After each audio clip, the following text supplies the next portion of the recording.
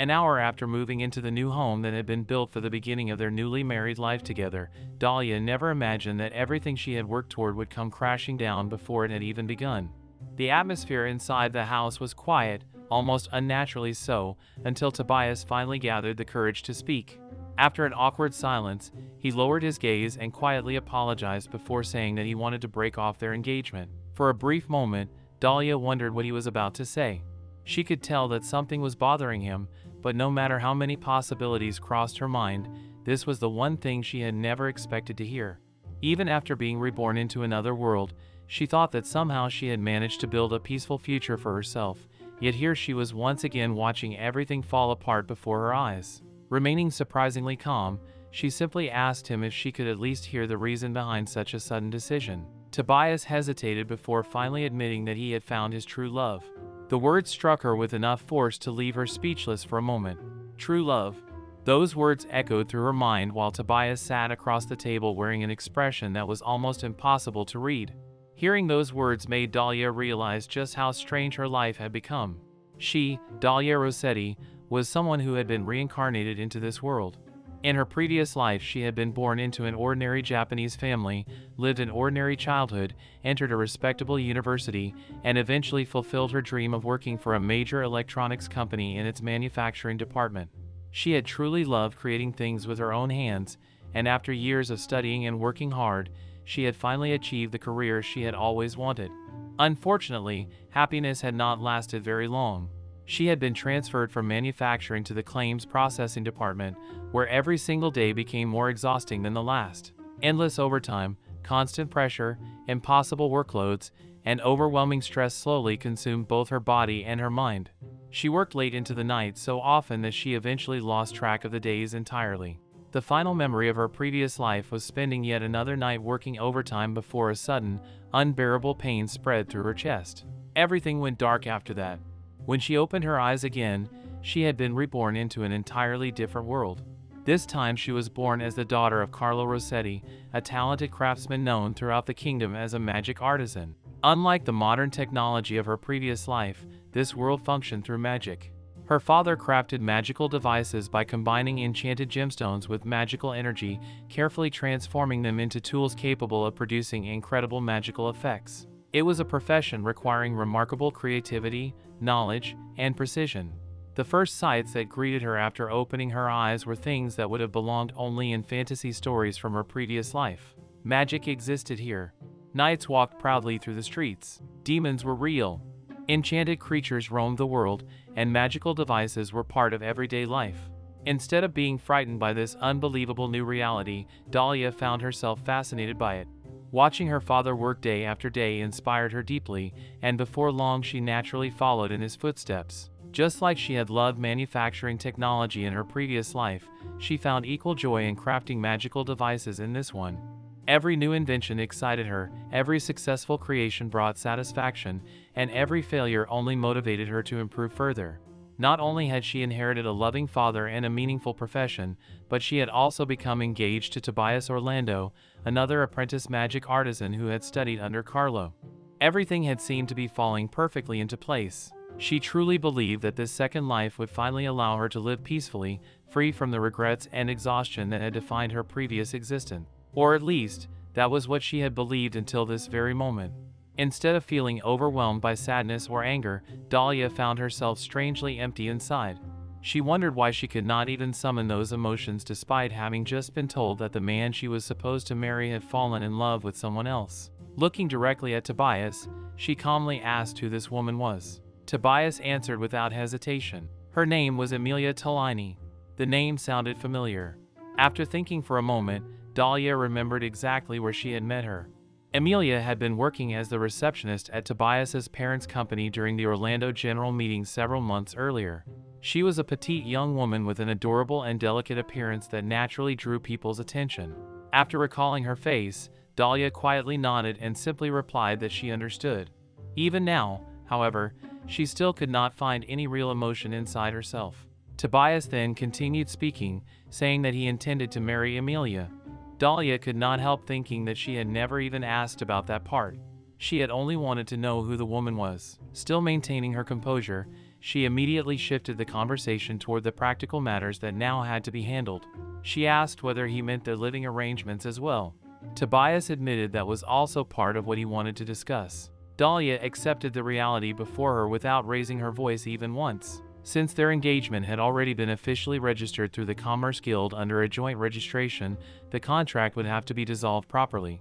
Their fathers had also completed the marriage registration procedures through the Guild, meaning the official engagement announcement agreement would need to be annulled according to Guild regulation. There was also the matter of the newly built house. Since both of them had shared the construction expenses equally, the property would have to be liquidated or settled through legal procedures. Furthermore, if Tobias truly intended to marry Amelia, then it would be necessary to end their own engagement formally and peacefully without creating unnecessary complication. Rather than dragging everything out, Dahlia suggested they visit the Commerce Guild that very afternoon to complete all of the required paperwork. She proposed meeting there at 2 o'clock so every procedure could be finalized as quickly as possible. Tobias quietly agreed. As she watched him, Dahlia noticed that familiar habit of his once again. Whenever he found himself forced to discuss something uncomfortable or difficult, he would unconsciously scratch the back of his head. Seeing him repeat that same gesture made her realize that despite everything, some things about him had never changed. Dahlia calmly looked at Tobias and asked if there was anything else he wished to say. She could tell from the uneasy expression on his face that he had not yet finished everything he had come to tell her. Tobias hesitated for several moments before nervously admitting that there was one more request he wanted to make. Looking away from her, he quietly confessed that he planned to live in this very house together with Amelia. For the first time since the conversation had begun, Dahlia found herself completely speechless. The house standing around them had been built with the future they were supposed to share in mind. Every room, every piece of furniture, and every corner had been prepared for the life they had planned to begin together after their marriage. Yet now, before she had even spent a single day living there as his wife, he was telling her that another woman would be taking her place. Tobias lowered his head once again and apologized, but his apology felt strangely empty compared to the weight of what he had just asked. After allowing herself a brief moment of silence, Dahlia answered with remarkable composure. She told him that once all the financial settlements had been completed, she would transfer her share of the joint ownership to his name. As for herself, she would move all of her belongings out of the house as quickly as possible. Tobias seemed relieved by her response, but before the conversation could end, he awkwardly spoke once more. There was another favor he wanted to ask of her. He asked if she could return the engagement bracelet he had once given her. He explained that he wanted to have it remade into a different design for Amelia because he did not have enough time to commission an entirely new one. Those words finally caused something inside Dahlia to stir. In this world, the engagement bracelet carried the same meaning as both an engagement ring and a wedding ring had in her previous life. It symbolized a promise between two people, a bond that was never meant to be passed from one person to another. Returning it under normal circumstances would have been almost unthinkable. Even so, she quietly accepted the request. Since everything between them was already coming to an end, she considered it simply another part of the final settlement. She calmly replied that she would return it. Tobias then reached into his belongings and gently slid a small box across the table toward her. Dahlia looked down at it with confusion before opening it. Inside was an accessory she had never seen before. In this country, whenever two people became lovers, it was customary for one of them to give the other an accessory decorated with a gemstone matching the color of their eyes or hair. Tobias had apparently spent a long time thinking about what gemstone would suit her best before eventually choosing a ruby that perfectly matched the brilliant red color of her original hair. Yet despite all of that effort, she had never once received it during their engagement. It had remained hidden away inside the box all this time. Holding the unopened gift in her hands, Dahlia quietly wondered if perhaps her feelings for him had already disappeared long before today without her ever realizing it.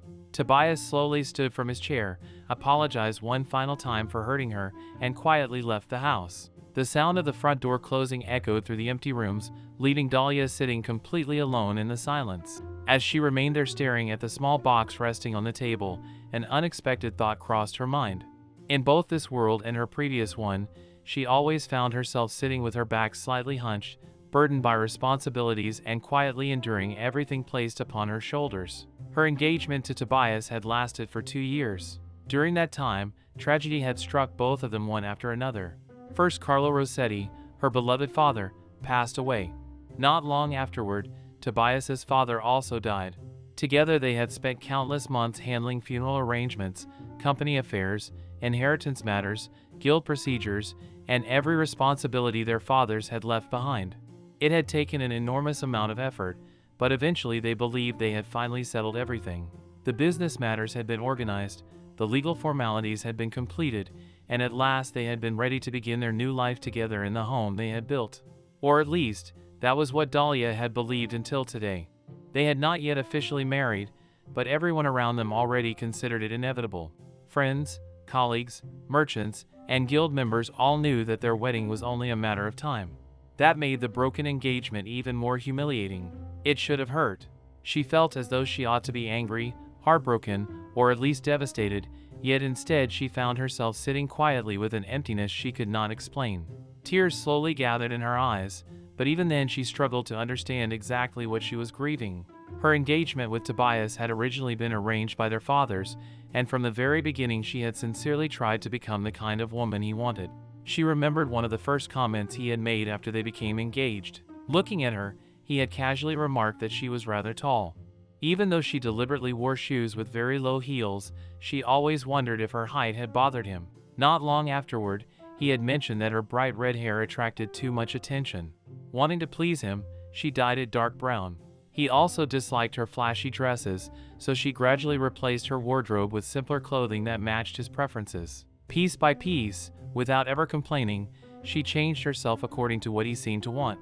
During the past 2 years, she had devoted herself to becoming what she believed would make a good wife. She handled household responsibilities, supported the business whenever she could, carefully observed his moods, and constantly tried to understand every concern he had without being asked. Whenever she thought something might inconvenience him, she quietly corrected herself before he even needed to say anything. Yet despite all of her efforts, the woman Tobias truly desired turned out to be someone completely different from the person Dahlia had spent 2 years trying to become. The more she reflected upon it, the more familiar the situation began to feel. It reminded her painfully of her previous life in Japan. Back then, she had always done exactly what everyone expected of her.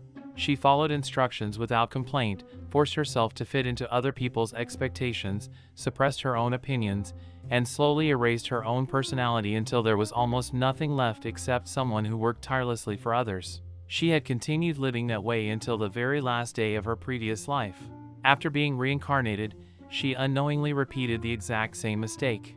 Believing this world was her second chance, she once again abandoned her own desires in order to become someone else's ideal. She worked incredibly hard to transform herself into the perfect fiancée, convincing herself that sacrificing her own preferences was simply part of loving someone. And now this was the result. Sitting alone inside the home that should have marked the beginning of her future, Dahlia quietly asked herself what she had truly been doing all this time. If this second life had really been another chance, why had she spent it living exactly the same way she had before? As those thoughts continued swirling through her mind, Dahlia slowly lowered her head before finally coming to a realization she should have reached long ago. It was time to stop living for someone else's expectation. She quietly told herself that from this moment onward, she would no longer force herself to endure everything in silence. Whenever she needed help, she would ask for it without feeling ashamed. Whenever she disliked something, she would say so honestly instead of pretending to be satisfied. Likewise, whenever she truly liked something, she would no longer hide those feelings simply because someone else might disapprove. Fortunately, despite everything she had lost today, there was still one thing nobody could take away from her. She was still a magic artisan. The knowledge she had inherited from her father, the skills she had spent years polishing, and the passion she held for creating magical devices still belonged entirely to her. As long as she continued working hard, she would be perfectly capable of supporting herself without depending on anyone else. The more she thought about it, the lighter her heart gradually became. She wanted to visit the places she had always wanted to see without asking anyone for permission. She wanted to eat the food she had always wanted to taste instead of choosing meals based on someone else's preferences. She wanted to drink the wine she genuinely enjoyed and spend her evenings exactly as she wished. Most importantly, she wanted to live every single day according to her own choices instead of constantly trying to become someone else's ideal. For the first time in what felt like forever, she made a promise to herself. She would no longer keep her head lowered. She would walk forward while looking straight ahead, living proudly as Dahlia Rossetti. With that determination finally settling in her heart, she stood up from her chair and quietly walked toward the nearby window. As she pulled back the curtains, warm sunlight flooded into the room. The brightness was almost blinding after spending so long trapped inside heavy thoughts. Looking out toward the lively streets beyond, she softly remarked that it was bright. Later, after leaving the house, Dahlia visited the shop owned by her close friend Irma. The moment she explained what had happened, both Irma, a talented beautician, and her husband Marcella, a member of the Transportation Guild, froze in complete disbelief. Their expressions immediately changed from confusion to absolute shock. Almost simultaneously, they both raised their voices and shouted whether she had really broken off her engagement. Dahlia simply smiled with a calm expression that made the situation seem almost unreal before quietly explaining that Tobias Orlando had found what he called his one true love. The room instantly exploded with outrage. Irma could hardly believe what she had just heard and demanded to know whether Tobias had completely lost his mind. She reminded Dahlia that today was supposed to be the very first day they moved into their newly built home together. Marcella was equally furious, loudly questioning what Tobias even meant by true love after remaining engaged to Dahlia for 2 entire years. He angrily called Tobias an idiot and wondered what kind of person would suddenly throw away everything they had built together. Irma became even more upset after hearing the rest of the story. She could not believe that Tobias had actually asked Dahlia to return the engagement bracelet so he could simply have it altered and give it to the woman he had fallen in love with. To her, that was completely unforgivable. Both of them continued venting their frustration without holding anything back. They declared that Tobias was the worst kind of man imaginable. They insisted that he must have been planning this for much longer than he admitted. They wondered how someone could stay engaged for 2 years only to suddenly decide that another woman was the love of his life. Neither of them could understand what had possibly been going through his head. Listening to both of them passionately defending her made Dahlia smile more sincerely than she had all day. She quietly thanked them for becoming so angry on her behalf. Seeing her friends' care so deeply touched her heart more than she expected. Even so, she gently told them that it was actually all right. After all, the engagement itself had originally been arranged by their fathers, and now both of those fathers were gone. Since the people who had brought them together were no longer alive, perhaps this ending was simply inevitable. Instead of calming down, Irma and Marcella became even angrier after hearing her say that. Irma immediately asked whether Dahlia had already submitted the official marriage registration. Dahlia quickly shook her head and explained that they had planned to file it the following day, so fortunately it had not been completed yet. Upon hearing that, both of them breathed an enormous sigh of relief. Marcella declared that she should thank her lucky stars for narrowly avoiding a marriage that would almost certainly have brought her unhappiness. Irma passionately agreed, insisting that she had come dangerously close to marrying someone completely undeserving of her. Seeing Dahlia remain so composed despite everything only made them more emotional. They hated seeing someone as kind as her forced to endure such heartbreak. Irma even complained that Tobias had managed to make their precious Dahlia cry. Dahlia blinked in surprise before quietly replying that she had not actually cried. Irma gently encouraged her not to force herself to stay strong. She told Dahlia that if she wanted to cry, then she should simply let it all out instead of bottling everything inside. She even suggested closing the shop early that afternoon so the three of them could spend the rest of the day drinking together. Marcella enthusiastically agreed, saying they would happily accompany her anywhere she wanted. Although deeply grateful for their kindness, Dahlia politely declined. She explained that she wanted to finish all the necessary paperwork at the Commerce Guild as quickly as possible so everything related to the engagement could finally be settled once and for all. Once those responsibilities were behind her, she could properly move on with her life. Both Irma and Marcella nodded understandingly. Even so, they made it absolutely clear that if there was anything she needed, no matter how small, they would come immediately without hesitation. Watching the husband and wife speak almost perfectly in sync made Dahlia smile to herself. They were truly on the same wavelength. Looking at how openly they expressed both sadness and anger for her sake, she found herself feeling just a little jealous. Their relationship was built upon complete trust and honesty, something she now realized had never truly existed between herself and Tobias. After thinking for a moment, she accepted at least one of their offers. She turned toward Marcella and asked if he could help move all of her furniture back into her old residence once everything had been finalized. Without the slightest hesitation, Marcella smiled confidently and assured her that it would be a simple job. He happily promised to take care of everything, telling her not to worry about it at all. After leaving Irma's shop, Dahlia made her way toward the Commerce Guild. The bustling building was just as lively as always, filled with merchants, craftsmen, adventurers, and guild employees busily going about their daily work. Countless conversations echoed throughout the large halls as paperwork was processed and business agreements were carried out. As soon as Dahlia stepped inside, several familiar faces noticed her arrival. Among them were the guild vice leader, Gabriella, and a Commerce Guild staff member named Ivan, both of whom had known Dahlia and her late father for many years. The moment they saw her, they greeted her warmly with bright smiles. They wished her a pleasant afternoon and immediately offered their heartfelt congratulations on her upcoming wedding, believing that today marked the beginning of her new life. Their sincere words pierced Dahlia's heart far more deeply than they could possibly imagine. For just a brief moment, she forced herself to maintain a polite smile before calmly lowering her head. She thanked them for their kind congratulations but gently explained that Tobias Orlando had broken off their engagement earlier that very day. Therefore, instead of completing wedding-related procedures, she had come to begin the official annulment process. Both Gabriella and Ivan stared at her in complete disbelief. Their expressions immediately changed from cheerful smiles to utter shock. Ivan instinctively asked what had happened, while Gabriella looked genuinely concerned and wondered whether something serious had occurred, perhaps involving the Orlando Company or the Rossetti Workshop. Dahlia simply shook her head. She quietly explained that since the request to end the engagement had originally come from Tobias himself, she did not feel it was appropriate for her to speak further about his personal reasons. She had no intention of spreading rumors or discussing matters that belonged to him, regardless of how deeply she had been hurt. Instead, she respectfully stated that she had come solely to request assistance regarding the execution of the annulment agreement and wished to arrange for an official notary to oversee the legal procedures. Gabriella immediately regained her professional composure and assured Dahlia that the guild would naturally assist her with everything required. Dahlia politely requested a 2 o'clock appointment if one happened to be available.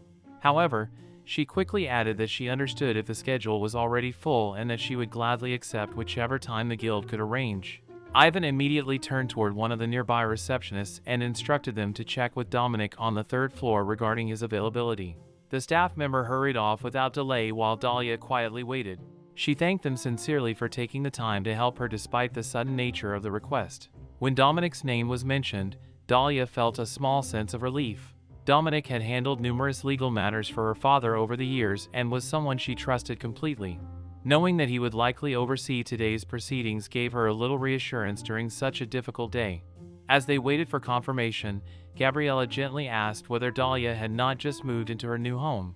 Dahlia answered honestly, explaining that she and Tobias had indeed planned to begin living there that very day, but those plans had obviously changed. Instead, she would simply return to her previous residence. Although she said the words calmly, there was a quiet sadness hidden beneath her composed expression. Gabriella nodded sympathetically before asking another question. She wondered whether Dahlia still intended to continue working as a magic artisan after everything that had happened. Without even needing a moment to think, Dahlia immediately answered yes. She explained that she fully intended to continue creating magical devices exactly as she always had. Her work had never depended on her engagement, and her passion for crafting remained unchanged. Hearing that answer brought a warm smile to Gabriella's face. She happily told Dahlia that the guild was very pleased to hear it because her magical devices had become increasingly popular among customers.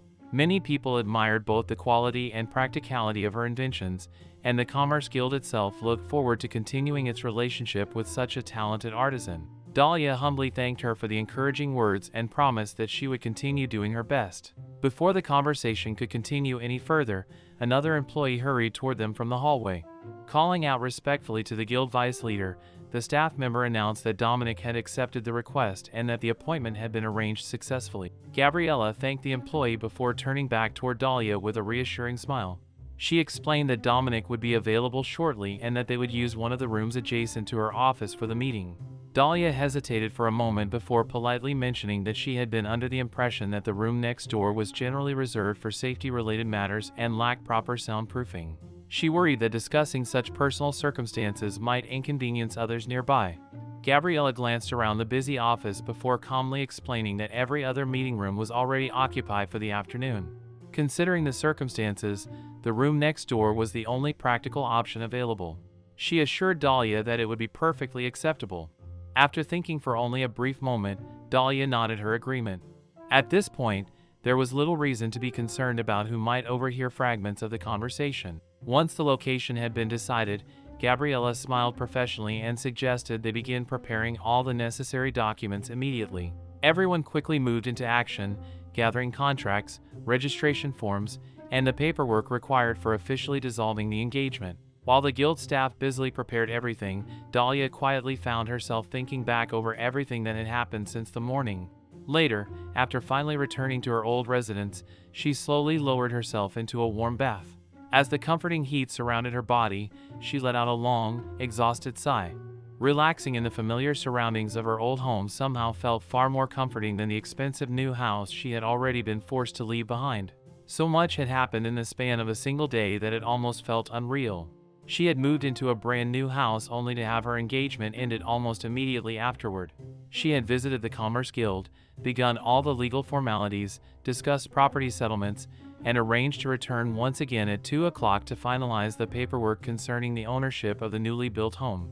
The events of the day replayed repeatedly inside her mind, each one blending into the next until she almost struggled to believe it had all happened within only a few short hours.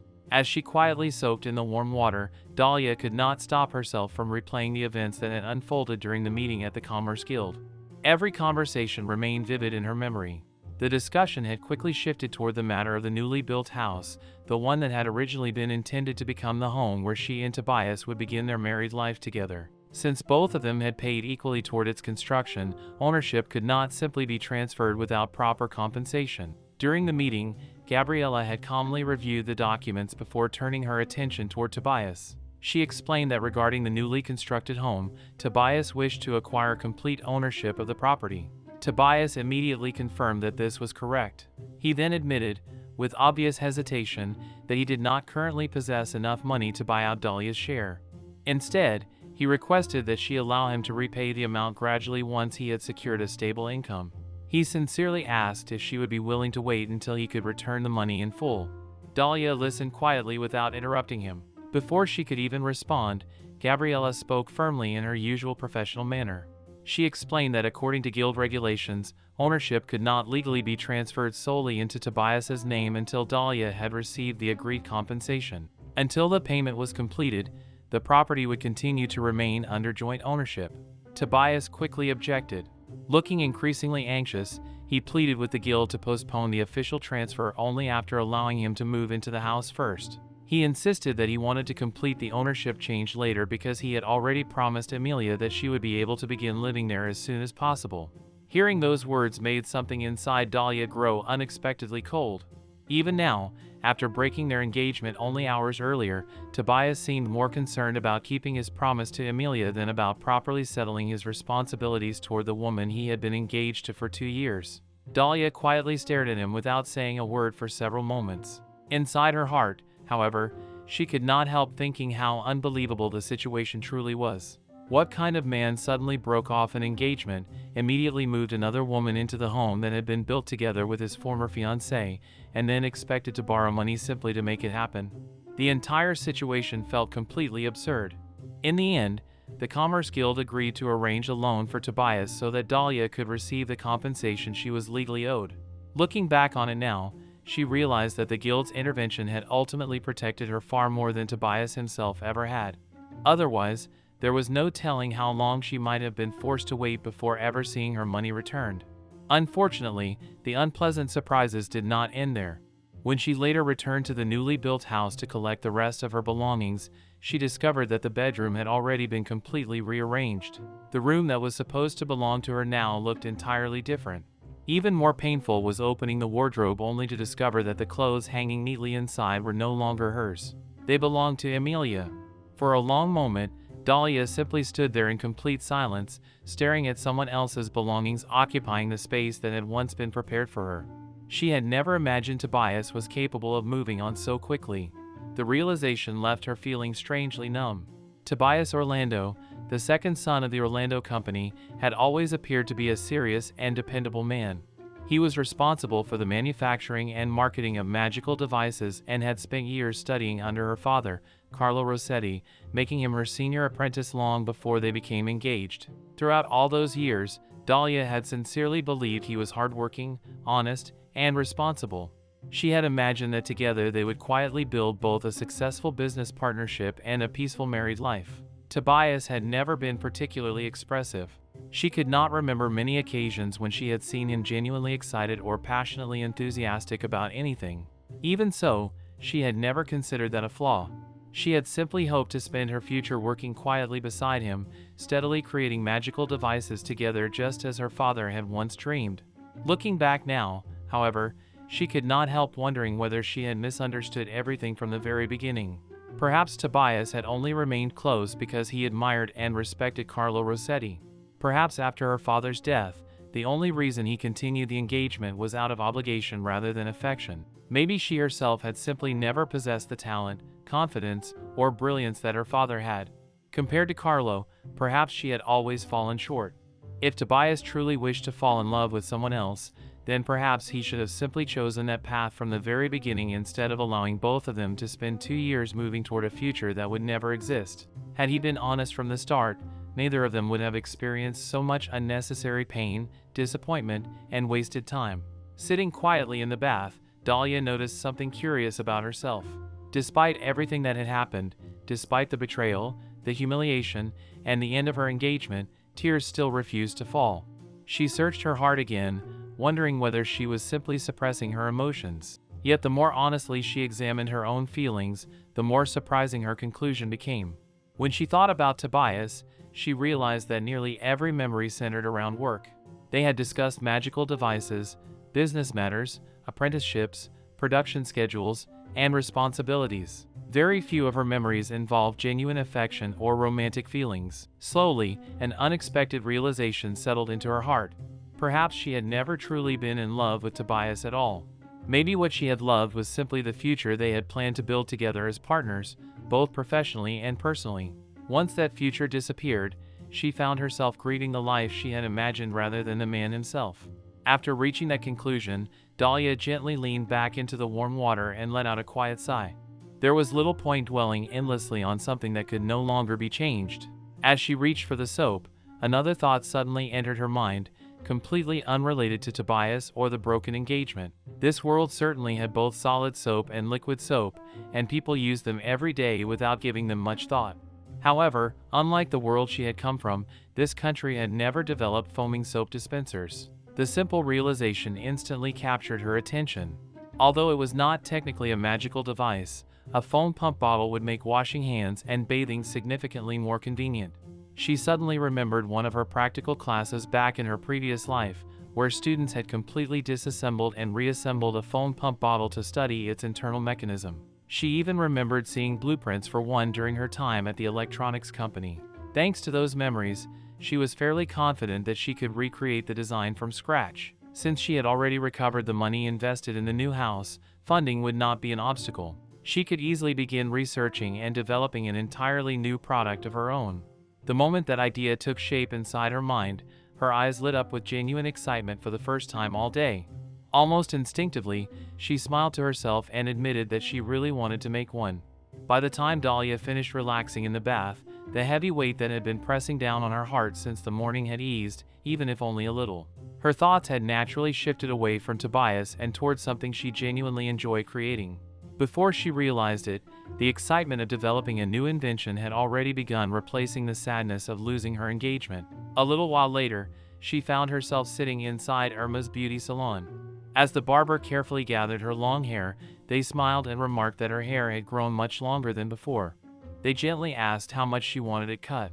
Dahlia thought about it for a moment before answering honestly. She explained that she wanted a hairstyle that would stay neatly in place while she worked as a magic artisan. She no longer needed to maintain the long hairstyle she had kept simply because someone else preferred it. She also wanted her original hair color back. Everything else, she happily left to the barber's judgment. The barber smiled confidently and replied that they understood exactly what she wanted. As they began cutting her hair, they casually mentioned that Dahlia had been growing it ever since she became engaged. Dahlia quietly nodded and admitted that it had been what her former fiancé wanted. Tobias had always preferred her hair to be longer and dyed a calmer color instead of the bright red she had originally been born with. The barber paused for a brief moment before gently commenting that Dahlia's natural red hair suited her complexion beautifully. Although it certainly attracted attention, They personally believed it looked far better on her than the dark brown color she had been wearing all this time. Dahlia gave a small, bittersweet smile before replying that Tobias had always said her original appearance stood out too much. The barber softly sighed as they continued trimming her hair. From years of working with countless customers, they explained that they had seen many women make similar changes after becoming engaged or getting married. Even when those women personally preferred something different, they often changed their hairstyles, clothing, or appearance simply because it matched their fiancé's or husband's preferences. The barber believed there were many complicated reasons behind those choices, especially when trying to balance work, family life, and relationships. Dahlia quietly listened before admitting that perhaps that was generally true, but personally she could not completely agree with that way of thinking anymore. The barber chuckled softly before offering their own opinion. They wondered if perhaps some men simply lacked confidence in themselves. If their partners were too beautiful or attracted too much attention, maybe they worried that someone else would steal them away. Dahlia tilted her head slightly and asked whether they really believed that was the reason. The barber nodded without hesitation. They explained that if they were in such a relationship, they would much rather trust the woman they loved instead of trying to make her appear less attractive simply to satisfy their own insecurities. They believed a confident man should have faith in both himself and the person beside him. Dahlia quietly admitted that there was probably some truth in those words. Even so, she could not help thinking that Tobias's case had been different. Looking back honestly, she no longer believed genuine love had ever existed between them in the first place. If there had never been love, then there had never been any reason for him to worry about losing her to someone else. As that realization crossed her mind, another painful thought immediately followed. She instinctively told herself that no one would ever want someone like her anyway. The moment those words appeared in her head, she immediately caught herself. Once again, without realizing it, she had fallen back into the habit of putting herself down. The barber seemed to notice the subtle change in her expression and gently asked whether there was more to the story between her and Tobias than she had been saying. They carefully continued working while asking if she had ever considered getting even with him, even if only a little. Dahlia slowly shook her head. She replied that there was nothing more worth saying about Tobias, his future marriage, or the engagement that had already ended. In her mind, she had already decided to file the entire experience away as part of her dark past, something she would rather forget than keep dwelling upon. Hearing that phrase, the barber looked slightly confused before smiling. They admitted they did not entirely understand what she meant by dark past, but judging by her expression, they decided not to ask any further questions. Although the phrase had come from memories of Dahlia's previous life, she realized that somehow it carried exactly the same meaning in this world too. The barber simply nodded with understanding before trying to encourage her instead. They confidently told her that she would eventually forget all about Tobias and that someday she would surely meet someone much better. Dahlia smiled politely but gently replied that she honestly thought she would be perfectly fine without worrying about romance for a while. Right now, creating magical devices sounded far more enjoyable than searching for another relationship. As the barber switched on the blow dryer and warm air flowed through her newly shortened hair, Dahlia found herself smiling more naturally than she had all day. Her thoughts drifted back to her childhood. She remembered the days when she had only just begun learning how to craft magical devices alongside her father.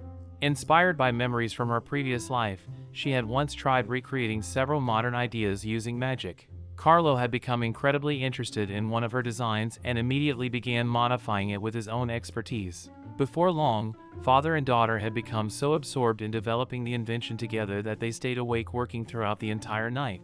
They had been completely exhausted by morning, and Miss Sophia had scolded Carlo without mercy for making both of them work until sunrise. Remembering that memory made Dahlia laugh quietly to herself. Those moments had been some of the happiest memories of her life. The barber smiled after hearing the story and warmly remarked that Dahlia truly loved making magical devices more than anything else. Dahlia immediately agreed without the slightest hesitation. She explained that she had already decided what kind of future she wanted. She intended to devote herself completely to becoming the finest magic artisan she possibly could. Someday, after growing older and gaining enough experience, she hoped to take on a young apprentice of her own. More than anything, she wanted that apprentice to eventually surpass her and become an even greater magic artisan than she herself could ever be. The barber laughed warmly before joking that, as her friend, they probably ought to stop her from becoming so obsessed with work. Even so, they admitted that hearing someone speak with such passion honestly sounded rather wonderful. A few moments later, The barber stepped back with a satisfied smile and announced that everything was finished. Dahlia slowly looked up into the mirror. Staring back at her was someone she had almost forgotten.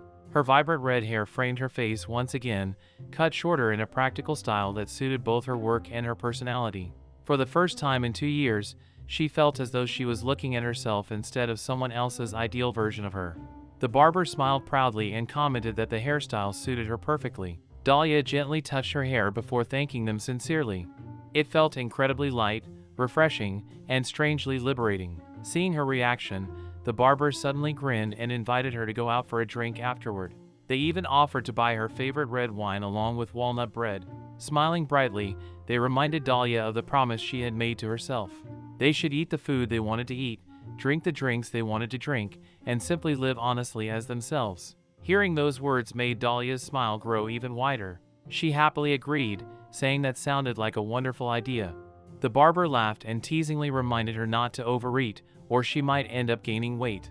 Dahlia laughed along and admitted that they were probably right. As she stepped outside with her newly restored appearance, she quietly looked up at the sky. Today marked the 1st of March, the very first step toward the new life she had chosen for herself. Far away, deep within a lonely forest, the peaceful atmosphere suddenly changed. The sound of rushing wind echoed through the trees as crows cried loudly overhead. Beneath one of the massive trees lay a young man whose body was covered in injuries. His breathing was ragged and uneven as he struggled to remain conscious, his exhausted body barely able to move. The identity of the mysterious young man collapsed alone in the forest was about to change everything. As the carriage gently rattled along the quiet forest road, Dahlia sat comfortably inside with a bottle of wine in her hands. A small smile appeared across her face as she lifted the bottle and took a drink directly from it. She had always wanted to try doing something like this at least once. Back in her previous life, she had never found the opportunity, and even after being reincarnated into this world, she had always restrained herself because it was considered improper for a respectable woman to behave in such a carefree manner. If someone drank too much and their face became flushed, people would immediately say it was unbecoming. But today was different. There was no one around to judge her, and for the first time in a very long while, she simply wanted to enjoy herself without worrying about appearances. Taking another sip, she quietly reflected on everything that had happened. She, Dahlia Rossetti, was someone who had been reincarnated into this world. In her previous life, she had spent nearly every day simply going with the flow, accepting whatever life placed before her without ever truly choosing her own path.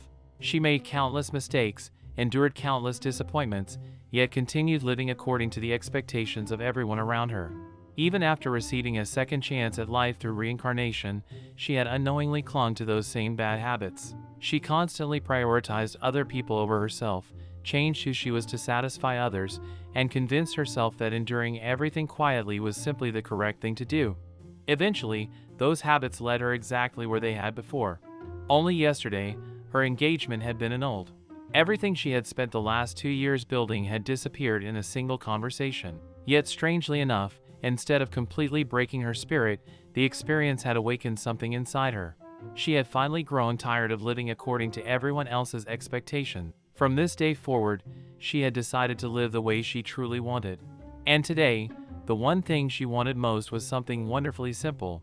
She wanted to escape somewhere far away from people, somewhere completely quiet where nobody would lecture her, pity her, or offer their opinions regarding the broken engagement. Ever since yesterday, her ears had been filled with endless comments from everyone she met. Some pitied her, others cursed Tobias, some offered encouragement, while others expressed sympathy. Although they all meant well, she had grown exhausted listening to everyone else's thoughts about her life. What she needed now was peace. As the carriage continued deeper into the forest, the sounds of the busy capital gradually disappeared behind her. The peaceful scenery stretching before her immediately began calming her heart. Tall trees lined both sides of the road, their leaves gently swaying in the breeze while birds sang high among the branches. The fresh air carried the pleasant scent of earth and greenery, making Dahlia instinctively take a deep breath. It was so peaceful that she almost forgot everything that had happened over the past 2 days. After being reincarnated into the Aldine Kingdom, Dahlia had often found herself grateful for the peaceful nation she now called home. The kingdom was ruled wisely, maintaining remarkable stability and public order throughout the capital. Compared to many fantasy worlds she had once read about during her previous life, Aldine was surprisingly safe. The royal capital where she lived was exceptionally well protected, and even the roads leading toward nearby forests remained relatively free of dangerous monsters. Of course, this world was still filled with magical creatures, demons, and all kinds of dangers that had never existed in Japan. Even so, considering that she had been granted an entirely new life in such a wonderful country, she truly believed she had been fortunate. Nevertheless, she knew better than to become careless. No matter how peaceful the kingdom seemed, a lone traveler could still become the target of wandering monsters or even bandits. Fortunately, Dahlia had prepared herself thoroughly before setting out. She quietly glanced over the magical equipment she had brought along. She carried several defensive magical devices, including a self-defense weapon capable of driving away attackers, an anti-monster device designed specifically to repel dangerous creatures, a voice-modifying choker that could disguise the sound of her voice if necessary, and magical throwing stones that could be used in emergencies. She had no intention of relying solely on luck. Even the horse pulling her carriage was no ordinary animal. It was a Sleipnir, a remarkably sturdy magical beast known for its strength and speed. If any small monster or robber happened to block the road, a single powerful kick from the Sleipnir would likely send them flying without much difficulty. Looking over all of her preparations, Dahlia confidently concluded that no matter what happened along the journey, she should be perfectly safe. However, almost as if the world wished to challenge her confidence, the carriage suddenly jolted violently. The Sleipnir abruptly stumbled, forcing Dahlia to tighten her grip on the bottle to keep it from falling. She blinked in surprise before quietly thinking that trouble had already found her. Looking ahead, she immediately noticed movement emerging from the forest beside the road. A man staggered out from between the trees. His appearance was so dreadful that he almost resembled a walking corpse. His body was completely covered in dried blood, his clothes were torn to shreds, and every step looked as though it required tremendous effort. He could barely remain standing as he slowly approached the carriage. In a weak, exhausted voice, he looked toward Dahlia and desperately asked whether she had any water. Before she could even respond, the injured man collapsed directly in front of the Sleipnir. Dahlia's eyes widened in shock as she immediately climbed down from the carriage. Forgetting about everything else, she hurried toward him and anxiously asked whether he was all right. Without wasting another second, Dahlia quickly retrieved a recovery potion from her belongings along with a container of water and carefully helped the injured man sit upright. Supporting his shoulders, she handed him the bottle. The man accepted it with trembling hands before greedily drinking every last drop as though it were the most precious thing in the world. Color slowly began returning to his exhausted face, and after letting out a long breath of relief, he quietly muttered that he had been saved. Looking at the empty bottle in his hand, he sincerely thanked her for using one of her precious healing potions on a complete stranger. He knew how expensive those potions were and promised that once he returned safely to the royal capital, he would repay every bit of its cost. Dahlia simply shook her head with a gentle smile. In her previous world, an item capable of healing injuries almost instantly would have been unimaginable. If something with similar value had existed back then, it would have easily been worth around 50,000 yen. Even in this world, healing potions were certainly not cheap. However, she did not hesitate for even a moment before using one. Calmly, she told him not to worry about the money because no amount of gold could ever compare to the value of a human life. After making sure his breathing had steadied, she asked how his injuries were feeling now. The young man flexed his arms slightly before looking over his body with a relieved expression. Thanks to the healing potion, all of the pain and discomfort had disappeared. He reassured her that most of the blood covering him was actually monster blood rather than his own. Hearing that immediately eased Dahlia's worries. She quietly remarked that it was a relief to hear. At the same time, she found herself thinking that judging by his appearance, his equipment, and the amount of monster blood covering him, he was almost certainly an adventurer or someone involved in monster hunting. Seeing that she had helped him without even knowing his name, the young man realized he had forgotten to introduce himself. He apologized before straightening his posture despite his obvious exhaustion. He explained that he belonged to the Night Core Monster Subjugation Squad, a special unit responsible for eliminating particularly dangerous monsters that threatened the kingdom. His name was Wolfred. Although he was the youngest son of a noble family, he politely asked her not to concern herself with formal titles and simply call him Wolfred. Upon hearing those words, Dahlia's eyes widened slightly in recognition. The Monster Subjugation Squad was no ordinary military unit. In this world, dangerous monsters had the potential to destroy entire villages if left unchecked. While ordinary adventurers handled most monster extermination requests, creatures considered especially powerful or catastrophic were entrusted to the kingdom's elite monster subjugation squad. Every member of that unit was said to possess extraordinary ability, courage, and combat experience. Simply surviving within such a squad was proof of remarkable strength. Dahlia introduced herself only partially, choosing her words carefully. She simply said that she was a citizen of the royal capital named Dal and casually mentioned that she dabbled in all sorts of things. While speaking, she secretly observed Wolfred's expression. He appeared sincere and straightforward, not giving off the impression of someone dangerous. Even so, she decided it would be wiser not to reveal that she was actually a woman. Thanks to her recent haircut and shorter hairstyle, her appearance could easily be mistaken for that of a young man, especially while wearing practical travel clothes. Until she understood more about Wolfred, hiding her identity seemed like the safest decision. Wolfred smiled gratefully before asking another favor. Since Dal was apparently heading toward the royal capital anyway, would it be possible to give him a ride back? He explained that he had become separated from the rest of his squad during the mission and had spent the last 2 days wandering through the mountains trying to find his way back. During that entire time, he had run out of supplies and had barely managed to survive. Dahlia listened sympathetically. The thought of spending 2 days alone in the mountains while covered in monster blood sounded absolutely miserable. Without any hesitation, she happily agreed to give him a lift. Wolfred's exhausted face immediately brightened with relief as he thanked her repeatedly. Before inviting him into the carriage, however, Dahlia noticed something strange. Looking closely at his face, she realized that his eyes seemed unusually red and irritated. She asked whether something was wrong with them. Wolfred gently rubbed one eye before explaining that monster blood had splashed directly into them during the battle, making his vision blurry and uncomfortable. Although the healing potion had cured his injuries, he still needed to wash his eyes properly as soon as possible. Remaining covered in dried blood would also make returning to the capital rather unpleasant. Dahlia immediately remembered that a small river flowed nearby. She suggested stopping there first so he could wash himself before continuing the journey. Wolfred gratefully accepted the idea. As they approached the carriage, Wolfred hesitated once again. Embarrassed by the amount of blood and dirt covering his clothes, he apologized and explained that there was only enough room beside the driver. He felt uncomfortable sitting there while in such terrible condition and offered to simply walk beside the carriage instead. Dahlia quickly reassured him that there was no need to worry. She explained that the driver's seat was covered with a waterproof fabric, so it would not be damaged by dirt, mud, or blood.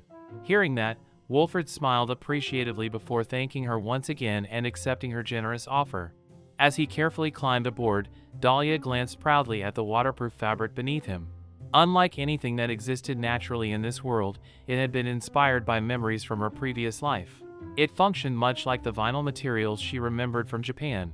Since nothing similar existed in the Aldine Kingdom, she had challenged herself to recreate the idea using magic. After countless experiments, she discovered that by grinding blue slimes into an extremely fine powder, mixing it with special binding agents, and strengthening the mixture with magical energy, she could create a waterproof coating unlike anything currently available. Applying that coating to cloth produced a remarkably durable waterproof fabric. Developing it had required an enormous amount of time, effort, and repeated failures, but seeing people genuinely use and appreciate her invention always made her incredibly happy. At the same time, however, there was one small regret. The popularity of the waterproof fabric had caused demand for blue slimes to increase dramatically, resulting in excessive hunting throughout the kingdom. Every time she thought about it, she felt a little guilty toward all those unfortunate blue slimes whose numbers had been reduced because of her invention. As the carriage continued rolling along the peaceful forest road, Wolfred gently ran his hand across the waterproof fabric covering the seat beneath him. He looked genuinely impressed before turning toward Dahlia with an appreciative smile. He remarked that the waterproof fabric was incredibly useful and unlike anything he had ever used before. Hearing someone compliment one of her creations immediately caught Dahlia's attention. Her eyes lit up with excitement as she eagerly asked whether he really thought so. Wolfred nodded without hesitation. He explained that before this material became available, the Night Corps had always coated their camping tents and heavy cloaks with layers of wax in an attempt to keep rainwater out.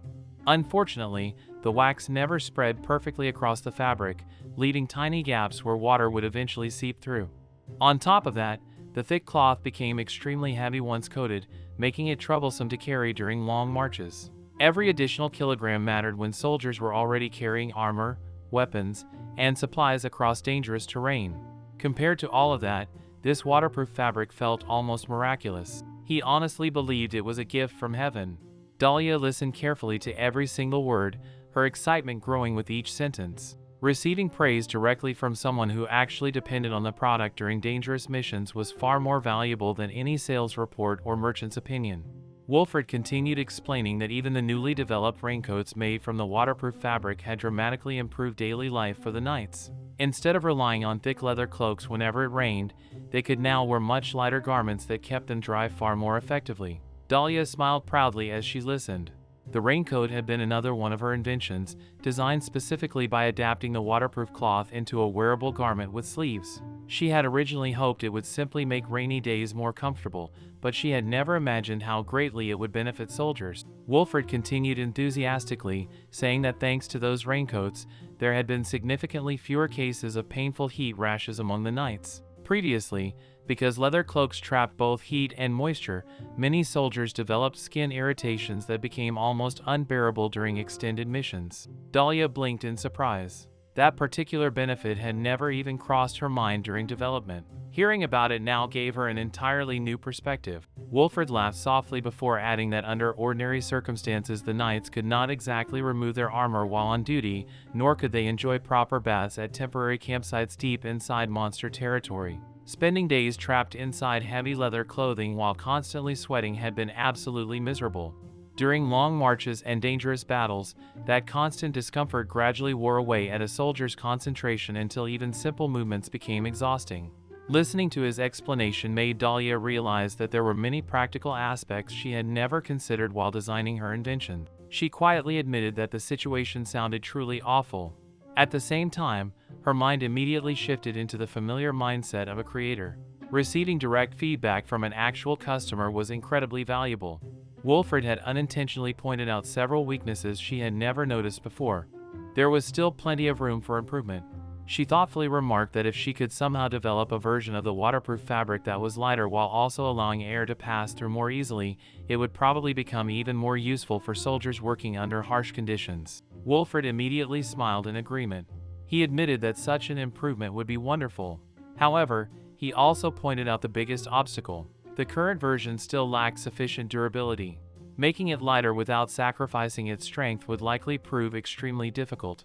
The moment Dahlia heard the word durability, her thoughts began racing. New materials, stronger coatings, different magical reinforcement. Countless possibilities instantly started forming inside her mind. Before she realized it, she had completely drifted into the world of invention. Wilfred noticed her distant expression and chuckled before apologizing. He worried that he had been talking far too much about military equipment. Dahlia immediately shook her head and assured him that she had found everything he said incredibly interesting. In fact, his observations had already given her several completely new ideas for future improvements. While Wilfred continued speaking, Dahlia remained deep in thought. She quietly told herself that once she returned home, she would have to revisit the original formula for the waterproof coating. Perhaps by experimenting with different magical materials, she could successfully create a stronger, lighter, and more breathable version. Lost in those thoughts, they soon arrived beside the small river Dahlia had mentioned earlier. Crystal clear water flowed gently over smooth stones while sunlight reflected beautifully across its surface. Wilfred gratefully climbed down from the carriage and walked toward the riverbank to wash away the dried monster blood covering his face, hair, and armor. Meanwhile, Dahlia busied herself preparing a simple meal and warming some wine over a small portable stove she had brought along. She quietly arranged bread, sausage, cheese, and the rest of the food while waiting for Wilfred to finish cleaning himself. After several minutes, Wilfred's cheerful voice suddenly called out from behind her. Turning around, he thanked her for lending him a towel. Dahlia smiled and casually replied that it was no problem at all.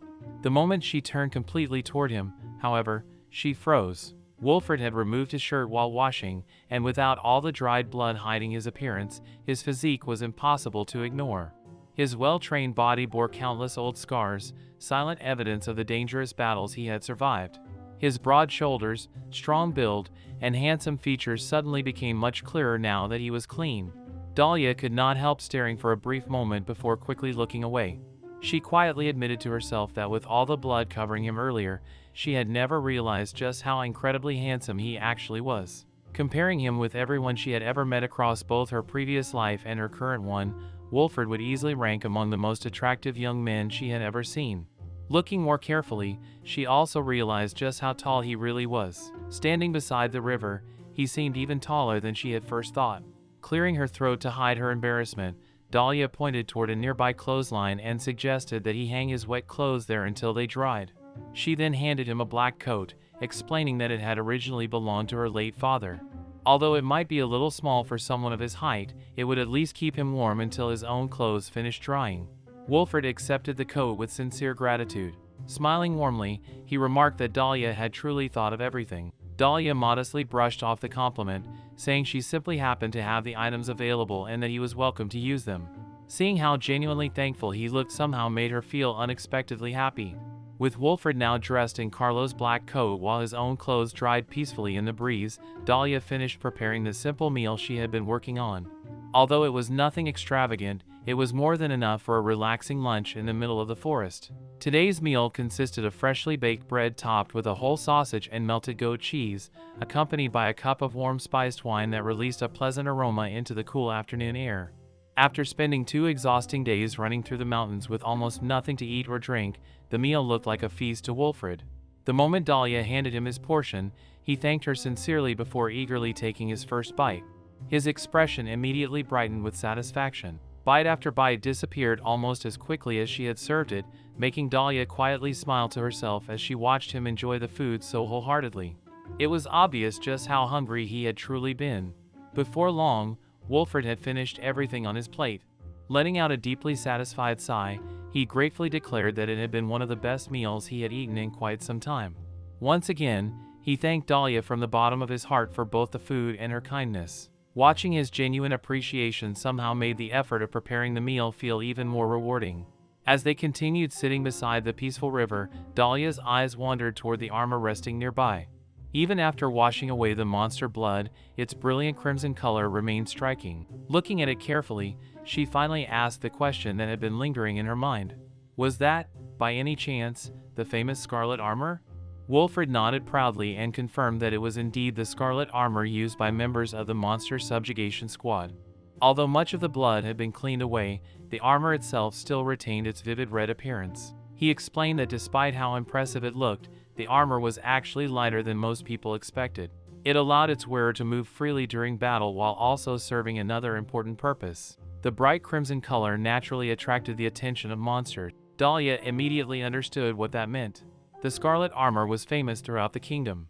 Members of the monster subjugation squad who wore it intentionally placed themselves at the very front of every dangerous battle.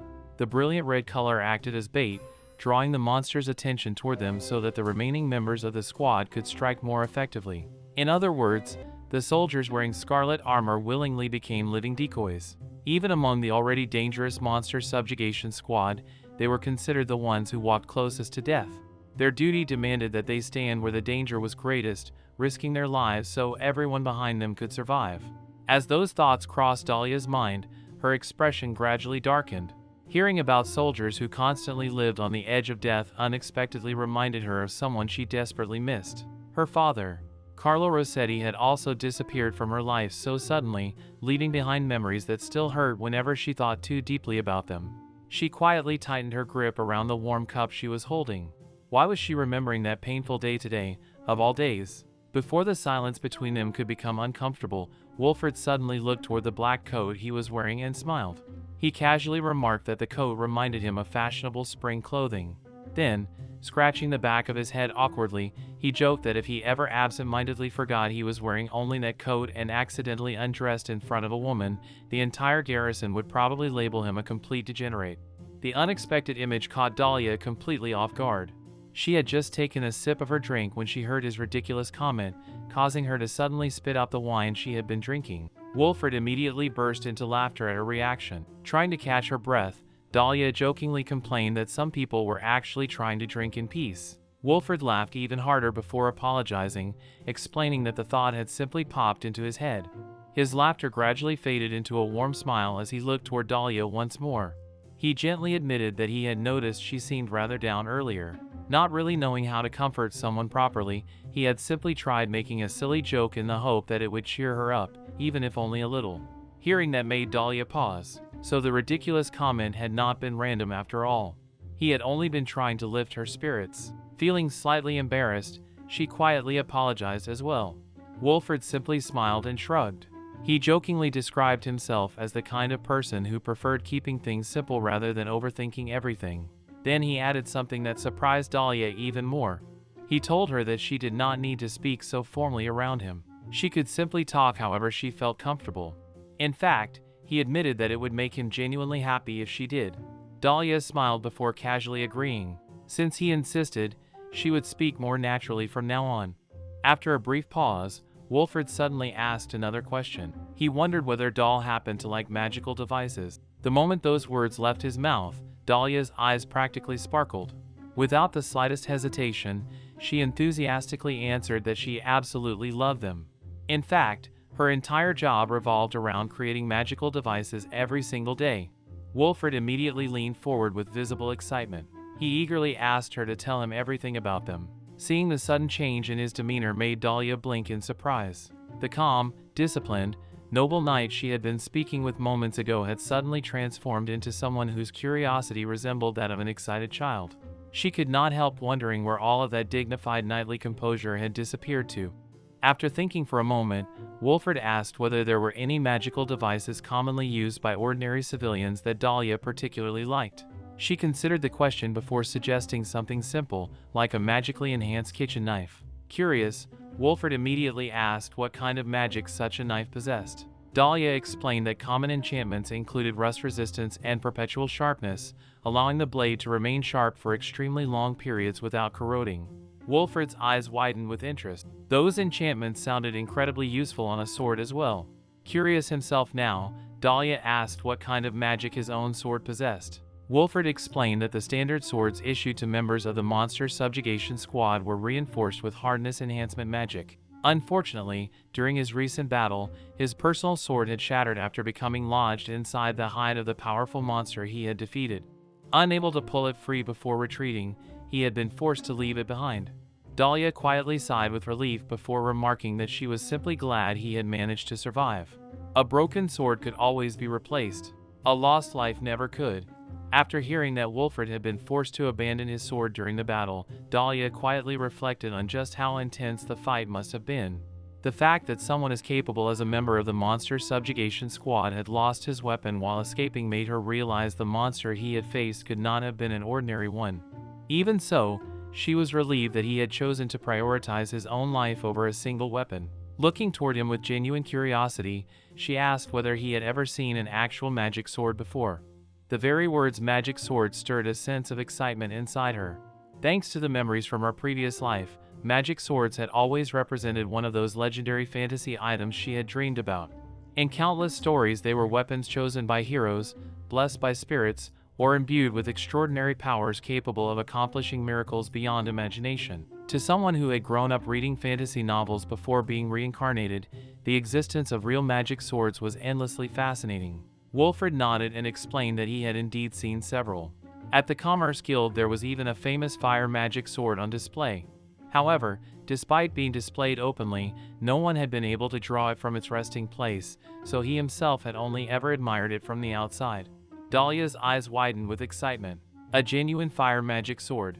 She admitted that she had always wanted to see one for herself. Then, unable to hide her curiosity any longer, she eagerly asked whether members of the Monster Subjugation Squad encountered magic swords often during their duties. Wolford thought for a moment before replying that the most impressive one he had ever seen belonged to the commander of their squad. The commander's famous weapon was known as the Ash Hand. According to Wolford, with a single slash it possessed enough power to reduce almost anything it touched to ashes. However, the sword carried an exceptionally strict blood bond. Only its rightful owner, the commanding officer himself, could wield it. If anyone else attempted to draw the blade or even touch it without permission, they would immediately suffer severe burns. Hearing that made Dahlia even more fascinated.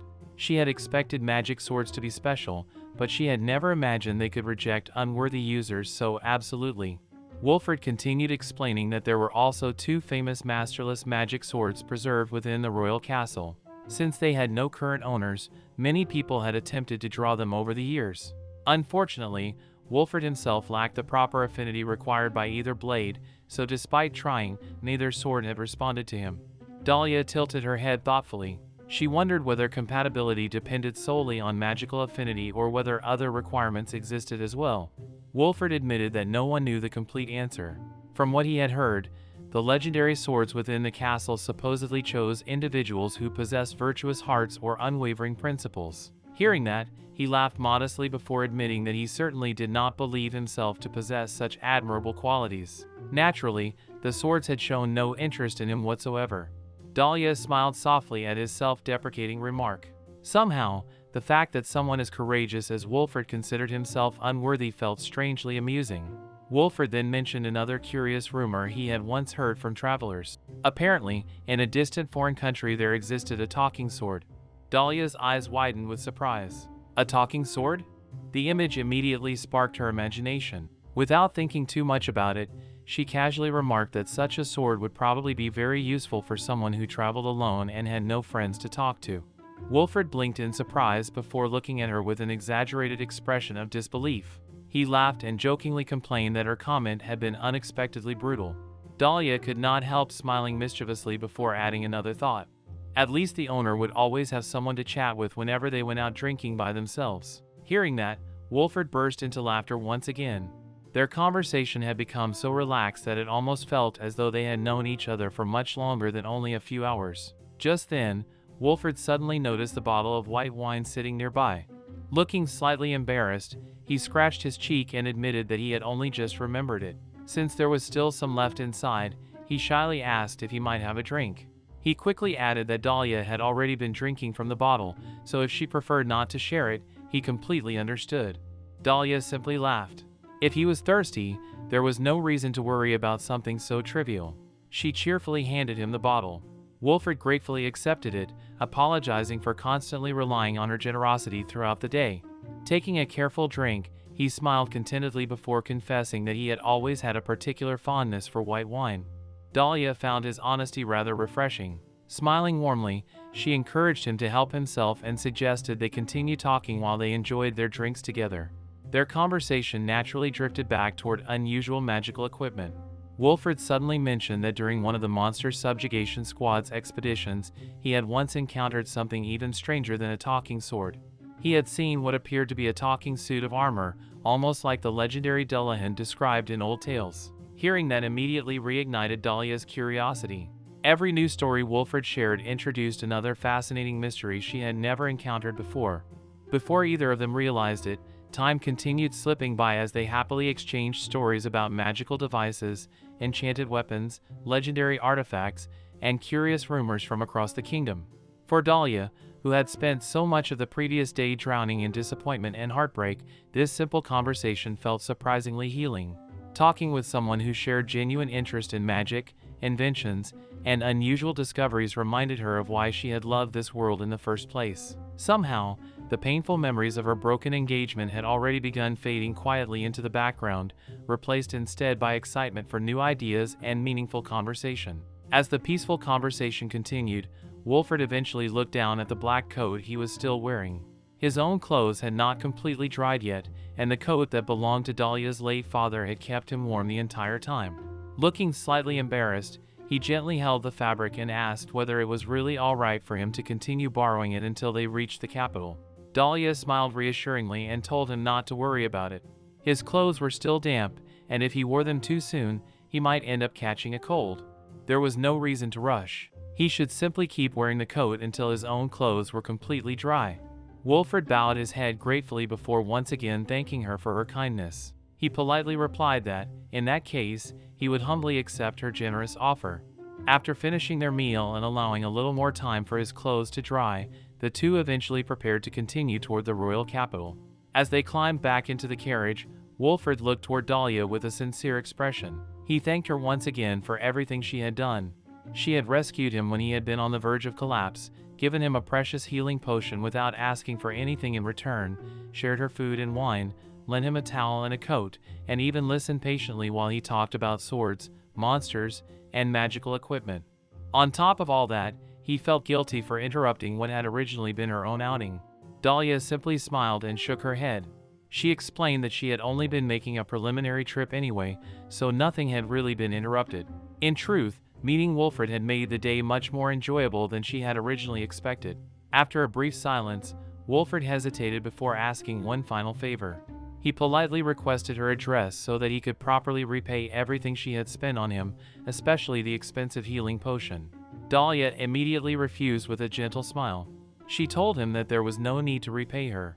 He should simply think of it as one ordinary citizen supporting a member of the monster subjugation squad who risked his life protecting the kingdom. Wolfred, however, was clearly unwilling to leave things that way.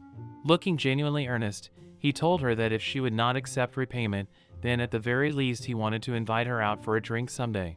He admitted that he had greatly enjoyed talking with Dahl about magical devices and magic swords. If possible, he hoped they could meet again somewhere in the city, enjoy another drink together, and continue the fascinating conversation they had started today. Hearing those words caused Dahlia's smile to soften slightly. Deep inside, she felt unexpectedly happy. It had been a long time since she had met someone who listened so enthusiastically whenever she talked about magical devices. Even so, she quietly reminded herself that she had deceived him. Wolfred believed he had spent the afternoon traveling with another young man named Dahl. In reality, she was Dahlia, a woman. Since Wolfred was the son of a noble family, revealing the truth now might place him in an awkward or embarrassing position. Regardless of her reasons, pretending to be someone else had still been dishonest. Because of that, Dahlia quietly decided that it would probably be better if this meeting simply ended here. Looking at Wolfred, she smiled warmly before giving him a simple answer. If they happened to meet again somewhere in the city by chance, then he could treat her to that drink at that time. There was no need to make any complicated promises now. Wolfred's face immediately brightened with a cheerful smile. He happily agreed to those terms without the slightest complaint. Before long, they reached the point where their paths separated. Wolfred climbed down from the carriage and adjusted the sword hanging at his side. Turning back one last time, he looked toward Dahlia with genuine gratitude shining in his eyes. He thanked her once again for everything she had done today. Dahlia simply smiled and wished him a safe journey. Wolfred raised his hand and enthusiastically waved goodbye, calling out that he hoped they would meet again someday. Dahlia returned the wave with a quiet smile of her own as she watched him disappear into the distance. A few moments later, she gently urged the Sleipnir forward once again. The carriage began rattling softly along the road as she continued her journey back toward the royal capital. Sitting comfortably with the cool forest breeze flowing past her, Dahlia reflected on everything that had happened since leaving home that morning. What had begun as a lonely trip to escape everyone after the painful end of her engagement had unexpectedly turned into something entirely different. She had rescued an injured knight, exchanged countless conversations about magical devices, inventions, enchanted weapons, and fantasy stories, and had genuinely enjoyed herself without once thinking about Tobias for long stretches of time.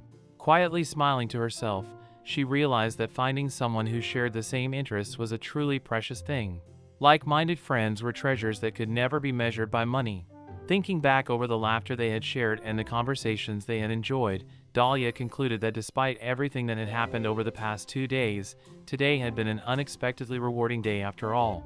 You are both fellow magic artisans, so I am sure the two of you will get along wonderfully and support each other through your work. Although that boy can be rather impatient at times, he is honest, hardworking, and always serious when it comes to crafting magical devices. If anything should ever happen, I know Tobias will protect you. Those were the words Carlo Rossetti had once spoken to Dahlia with complete confidence, believing he had entrusted his precious daughter to someone reliable. Remembering those words now left a bitter feeling in Dahlia's heart. Only 2 days had passed since her unexpected encounter with Wolfred in the forest. On this particular morning, she had come to the Commerce Guild to review the profits earned from her registered magical devices during the previous month. It was a routine task she had completed many times before, and she expected nothing unusual.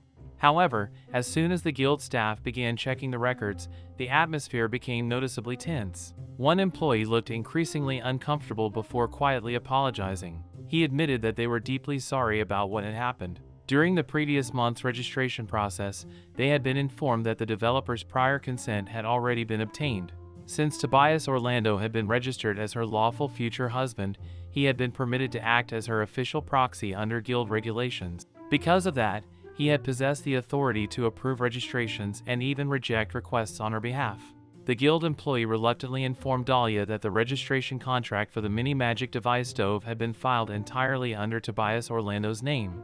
Hearing those words made Dahlia freeze where she stood.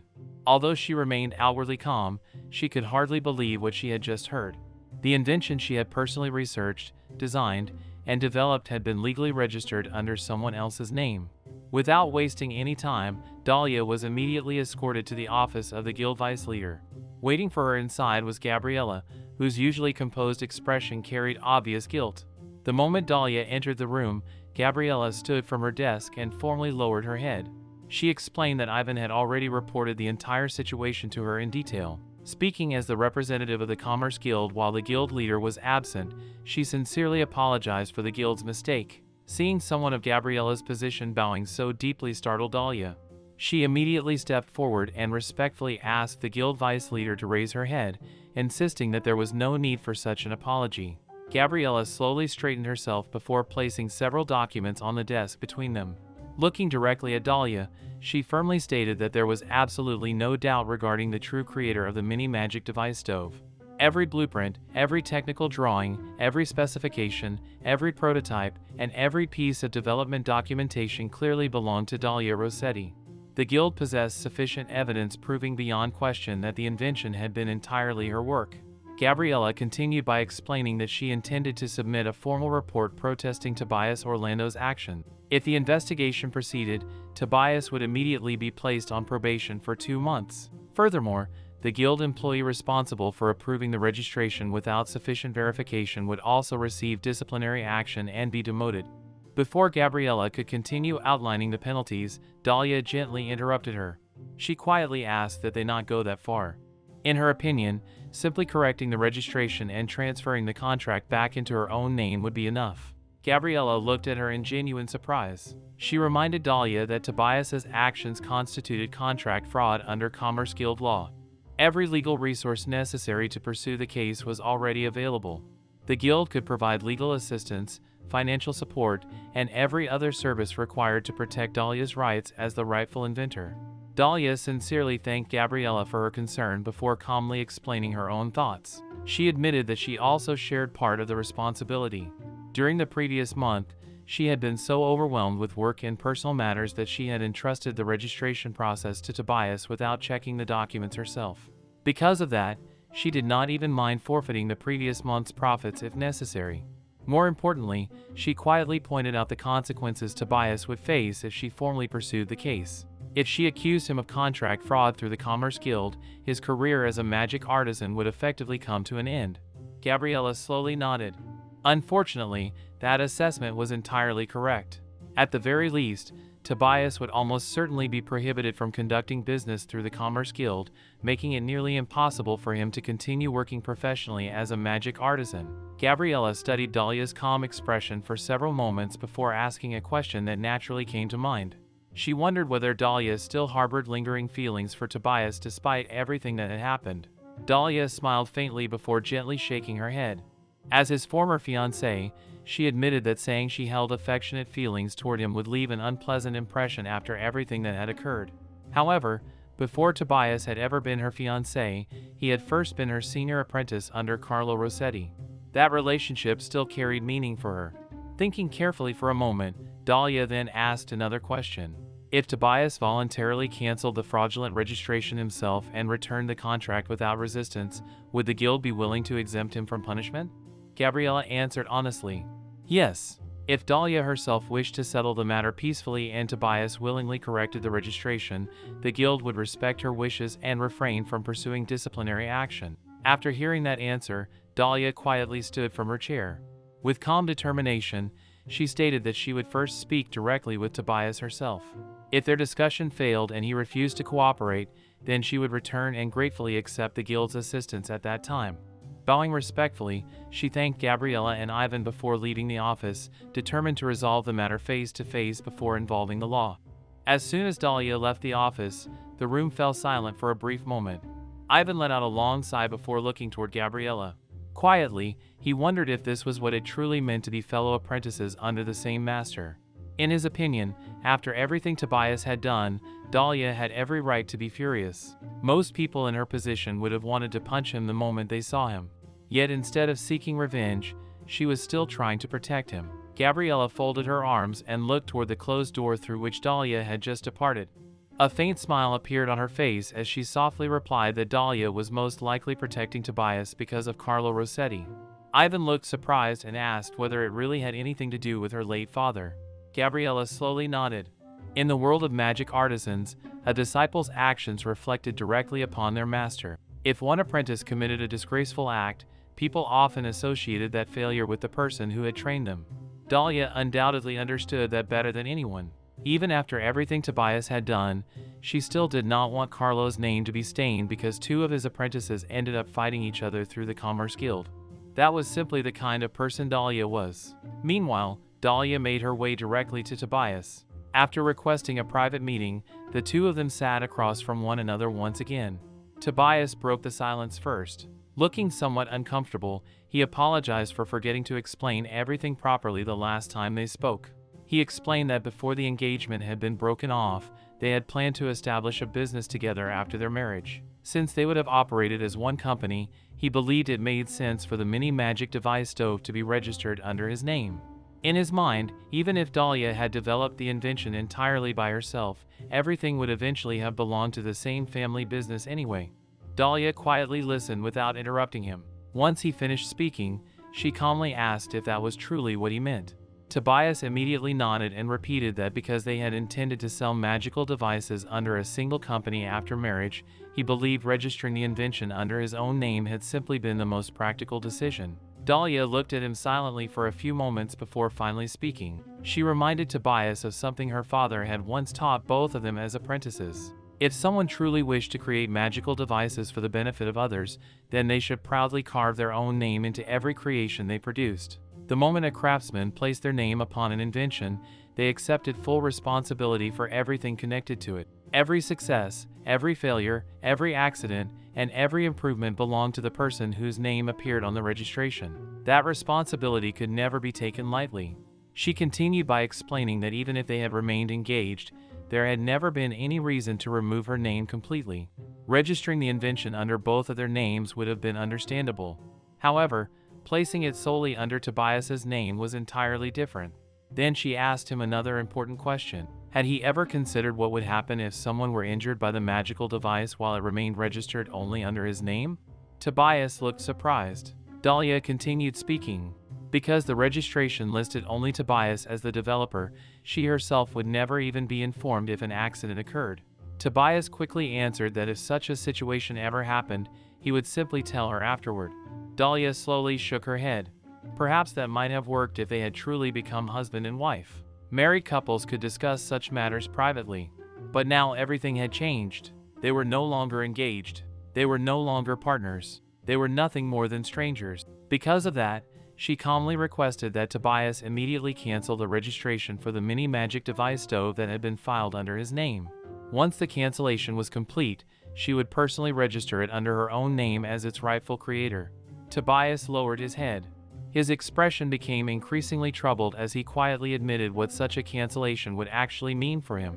If he voluntarily withdrew the contract, it would effectively be an admission that he had committed registration fraud. Even if the guild decided not to impose formal punishment afterward, the incident would still become part of his professional record. Finding work as a magic artisan in the future would become extremely difficult. After thinking for a moment, Tobias offered another solution. If correcting the registration caused so many problems, then perhaps he could simply purchase the rights to the mini magic device stove from Dahlia instead. He promised that whatever price she demanded, he would willingly pay it. Without even needing to consider the proposal, Dahlia calmly refused. Tobias looked genuinely surprised. She quietly reminded him that, under normal circumstances, he should already be facing disciplinary action from the Commerce Guild. She could very easily file an official complaint for contract fraud, and the guild had already offered to support her every step of the way. Tobias stared at her before asking whether she was still holding a grudge because of their broken engagement. Hearing those words caused something inside Dahlia to harden. Looking directly into his eyes, she calmly answered that this had nothing to do with their engagement. As a magic artisan, she was simply disappointed in him. She had always respected him as her senior apprentice under Carlo Rossetti. That respect had now disappeared. Tobias hesitated before asking one final time whether she truly would not sell him the rights to the invention. Dahlia answered without hesitation that she would not. Seeing that she refused to change her mind, Tobias's expression became noticeably colder. He declared that if she insisted on this course of action, the Orlando firm would permanently cease all business dealings with her. Even after hearing that threat, Dahlia's expression remained completely unchanged. Looking at him with unwavering eyes, she quietly replied that her decision would not change. If anything, for the sake of his new fiancée, it was probably best for him to cut every remaining tie between them. Slowly standing from her chair, she politely requested that he submit the cancellation paperwork before the end of the day. Without waiting for another response, Dahlia turned around, walked toward the door, and quietly left the room, closing it gently behind her. Tobias remained sitting in silence long after she was gone. As the door quietly closed behind Dahlia, Tobias remained seated in complete silence. His eyes stayed fixed on the entrance for several moments before he finally let out a slow breath. Looking down at the table, he spoke softly to himself with a troubled expression. Carlo had been an extraordinary magic artisan, but there had always been one thing he had never managed to teach Dahlia properly. She possessed remarkable talent when it came to creating magical devices, yet she knew very little about social interactions and the complicated world of business negotiation. Thinking back on everything that had happened, Tobias muttered that because of that, he had hoped someone else would eventually guide her through those areas of life. He quietly whispered that he had been counting on Emilia to help with that in the future. At that very moment, Emilia entered the room. She had apparently overheard enough of the conversation to understand that the meeting had not gone well. Looking visibly upset, she lowered her head and apologized. She tearfully told Tobias that everything had become so complicated because of her. If she had never appeared in his life, perhaps things between him and Miss Dahlia would never have ended this way. Seeing Emilia blaming herself immediately softened Tobias's expression. He gently reached out, wiped away the tears forming in her eyes, and assured her that none of this was her fault. There was no reason for her to carry such a burden. He explained that the discussion with Dahlia had never been about romance or lingering emotion. It had only been about work. Ever since they had become apprentices under Carlo Rossetti, the relationship between him and Dahlia had revolved almost entirely around magical devices. That was all there had ever really been between them. Emilia slowly nodded, trying to calm herself as Tobias continued comforting her. Meanwhile, Dahlia returned to the Commerce Guild. She immediately sought out Ivan, who greeted her with his usual friendly smile. Before he could even ask how the meeting had gone, Dahlia calmly informed him that from this point onward, she would no longer be conducting business with the Orlando firm. Because of that, she politely asked whether he could introduce her to another company willing to handle the distribution of her magical devices. Ivan's cheerful expression instantly disappeared. His eyes widened in surprise as he repeated her words aloud. She would no longer be doing business with the Orlando firm? Realizing the seriousness of the situation, he immediately began explaining the practical consequences of such a decision.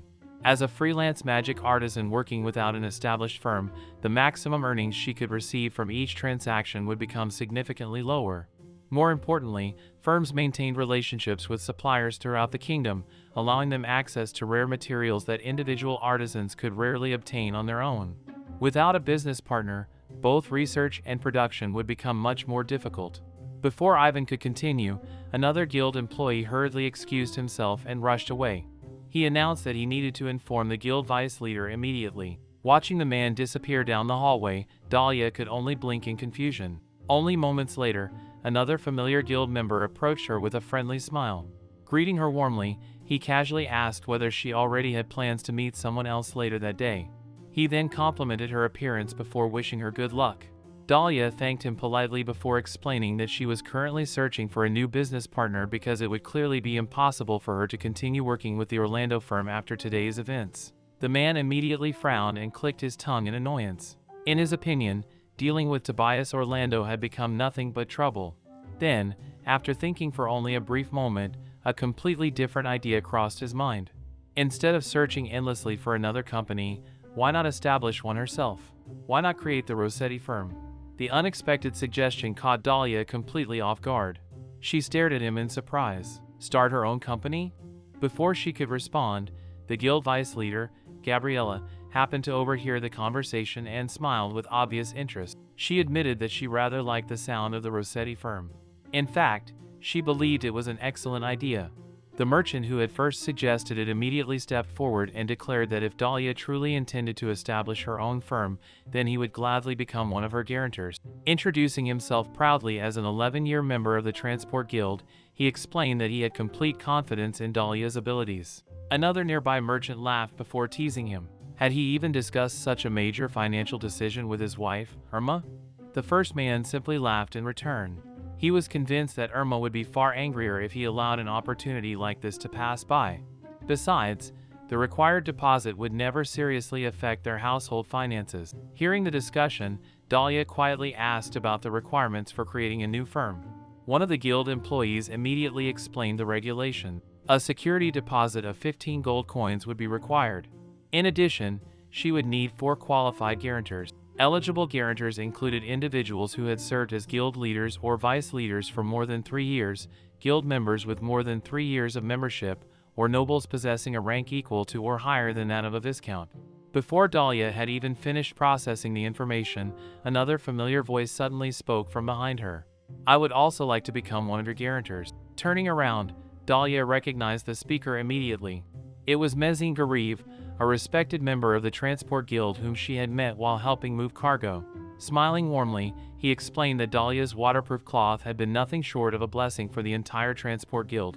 Thanks to her invention, transporting goods during storms had become far easier than ever before. Naturally, they hoped she would continue developing equally useful magical devices in the future. He also admitted that everyone was eagerly looking forward to the eventual mass production of her automatic tower equipment as well. Supporting the establishment of the Rossetti firm would ultimately benefit everyone involved. Not wanting to be left out, another veteran guild member laughed and stepped forward as well. Grinning broadly, he admitted that his reason was far simpler than everyone else's. Purely for the sake of future profits, he wanted to become one of Dahlia's guarantors too.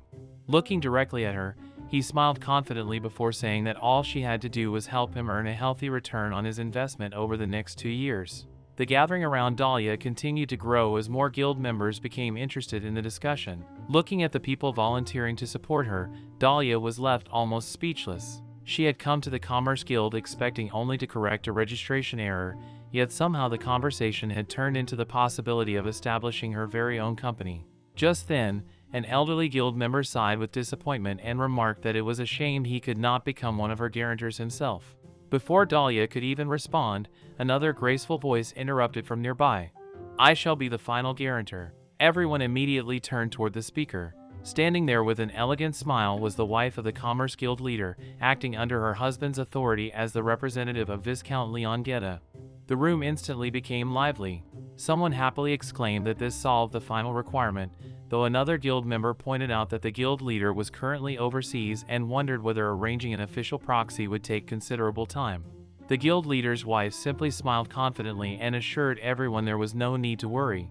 She explained that she always carried the necessary proxy documents with her precisely for situations like this. Since every requirement had now been fulfilled, she suggested that they move immediately to the conference room where the contract could be properly drafted and notarized. Hearing everyone proceed so quickly left Dahlia completely flustered. She hurriedly raised both hands and asked everyone to please wait a moment. Looking around at all the people gathered before her, she asked if they were truly certain about placing so much trust in someone like her. She reminded them that she was only a novice when it came to managing a business. If the Rossetti firm failed within the next 2 years, every guarantor would become responsible for repaying the outstanding debt themselves. Despite the seriousness of her concern, none of them appeared worried. One merchant smiled warmly and reminded Dahlia that the waterproof cloth she had invented had already proven her ability beyond any doubt. Another explained that if she was worried about research funding, there was nothing stopping her from finding even more guarantors in the future. Laughing, he joked that if she simply walked into the Transport Guild and shouted that she was looking for guarantors in exchange for future waterproof cloth inventions, people would line up instantly to support her.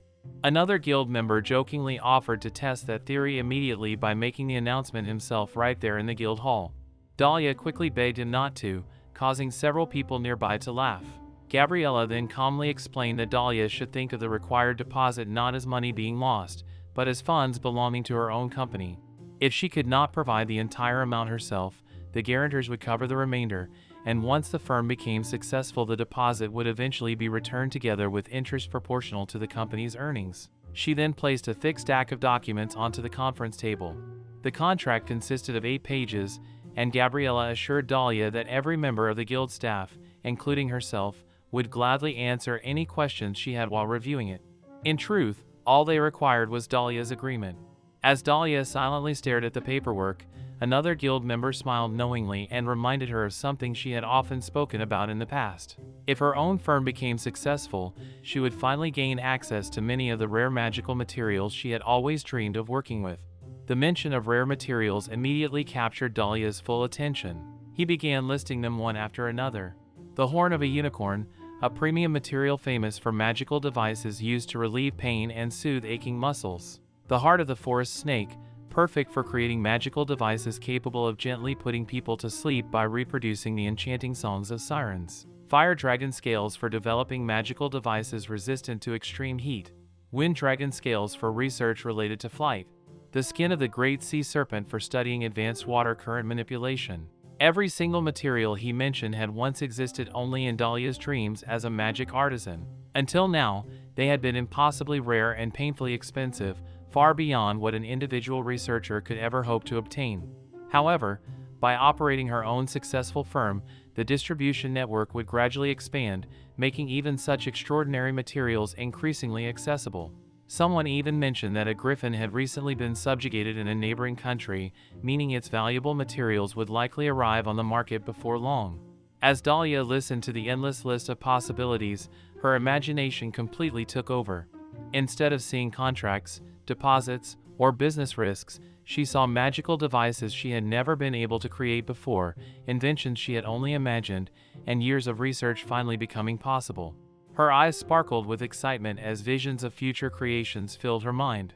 Unable to contain her enthusiasm any longer, she smiled brightly, reached forward with determination, and happily agreed. Well then, let's head to the conference room and complete the contract. Surrounded by merchants, guild officials, transport leaders, and supporters from every background, Dahlia Rossetti took her very first step toward independence. On that day, through the faith and encouragement of countless people who believed in her talent, the Rossetti firm was officially born. Not long after the paperwork had been completed and the Rossetti firm was officially established, Dahlia stepped out of the Commerce Guild with a heart that felt lighter than it had in days. What had begun as an exhausting visit to resolve Tobias's contract fraud had unexpectedly ended with the birth of her own company, supported by people who genuinely believed in her abilities. As she was leaving the building, a familiar guild employee approached her with a polite smile and asked if she happened to have some free time. If she did, he would be honored to invite her for a cup of tea to celebrate the founding of the Rossetti firm. Before Dahlia could answer, another man hurried into the guild, looking around anxiously as though searching for someone important. Excusing himself, he apologized for interrupting and explained that he was looking for a certain individual. Unfortunately, despite spending the entire day walking through the city, he had found no trace of the person he was searching for. At almost the same time, elsewhere within the capital, Wolford stood before his commanding officer after completing his official report regarding the Wyvern subjugation that had taken place 2 days earlier. The commander calmly listened until the report was finished before summarizing the information. Based on Wolford's description of the mysterious traveler who had rescued him, as well as the magical devices they carried and their knowledge of enchantments, the commander believed the savior was most likely a merchant or artisan who dealt in magical devices through the Commerce Guild. As a gesture of gratitude, the commander explained that he had already written a formal letter of introduction addressed to the Commerce Guild, which would make it much easier for Wolford to identify and properly thank the individual who had saved his life. Wolford gratefully accepted the news, but before he could leave, the commander raised another possibility. He reminded Wolford that the mysterious traveler had intentionally concealed their identity before quietly disappearing. People usually did not go to such lengths without having a reason. Perhaps they wished to avoid unnecessary attention. Perhaps they were involved in merchant rivalries, were foreign travelers with complicated circumstances, or simply preferred living quietly. Then, with an amused smile, the commander jokingly added another possibility. Maybe the traveler had a wife or a younger sister, and allowing a handsome young knight like Wolfert to visit their home might cause someone to fall in love with him, creating nothing but unnecessary trouble. Wolfert immediately shook his head with an embarrassed expression, insisting that such a thing was impossible. The commander burst into laughter before admitting that he had only been teasing him. Returning to a more serious tone, he explained that several urgent military matters required Wolfert's attention first. Because of that, he would have to wait a few more days before visiting the Commerce Guild with the introduction letter. The commander concluded by sincerely expressing his hope that Wolfert would eventually find the person who had saved his life and be able to properly thank them. Leaving the office, Wolfert quietly reflected on those words. In the end, he decided that there was little point in wandering around the city without the letter. It would be far more sensible to return after receiving the official introduction. Besides, if the mysterious traveler truly had family or someone important waiting for them, he did not wish to become an inconvenience by suddenly appearing uninvited. As he walked through the streets, however, his thoughts naturally drifted back to the cheerful young traveler he knew only as Doll. He remembered the conversations they had shared about magical devices, enchanted swords, inventions, and fantasy stories during the carriage ride through the forest. A faint smile appeared on his face as he quietly wondered whether fate might allow them to meet again somewhere in the city. Unknown to both of them, that chance encounter was drawing closer than either could possibly imagine. The day after officially establishing the Rossetti firm, Dahlia decided to visit the temple to have her eyesight treated.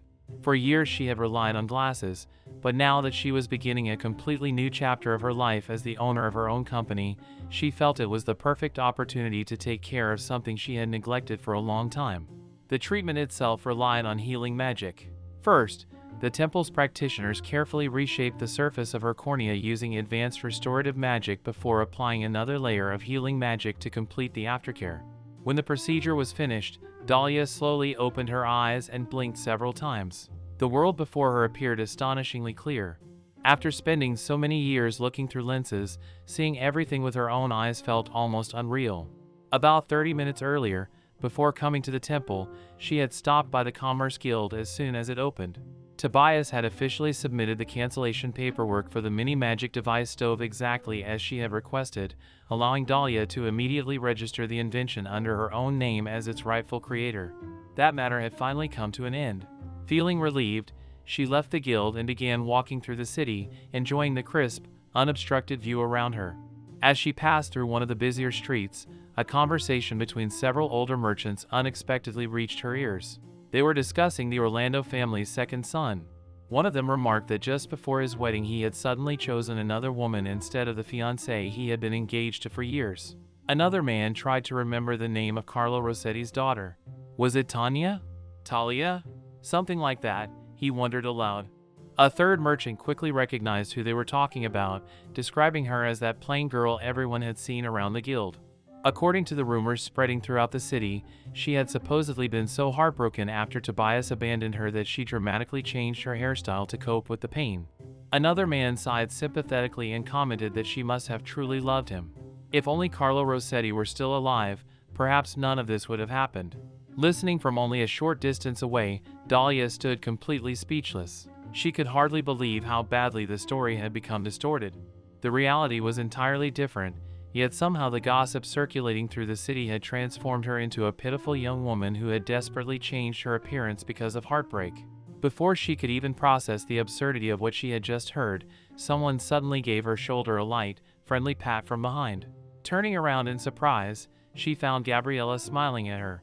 Rolling her eyes slightly toward the gossiping merchants, Gabriella quietly remarked that those old men were just as noisy and annoying as ever. Then, looking back at Dahlia with a warm smile, she asked if she happened to have some free time. If she did, Gabriella would like her to come along for a little while. Since Dahlia had now become the owner of her own firm, Gabriella intended to teach her what it truly meant to carry herself as the head of a company.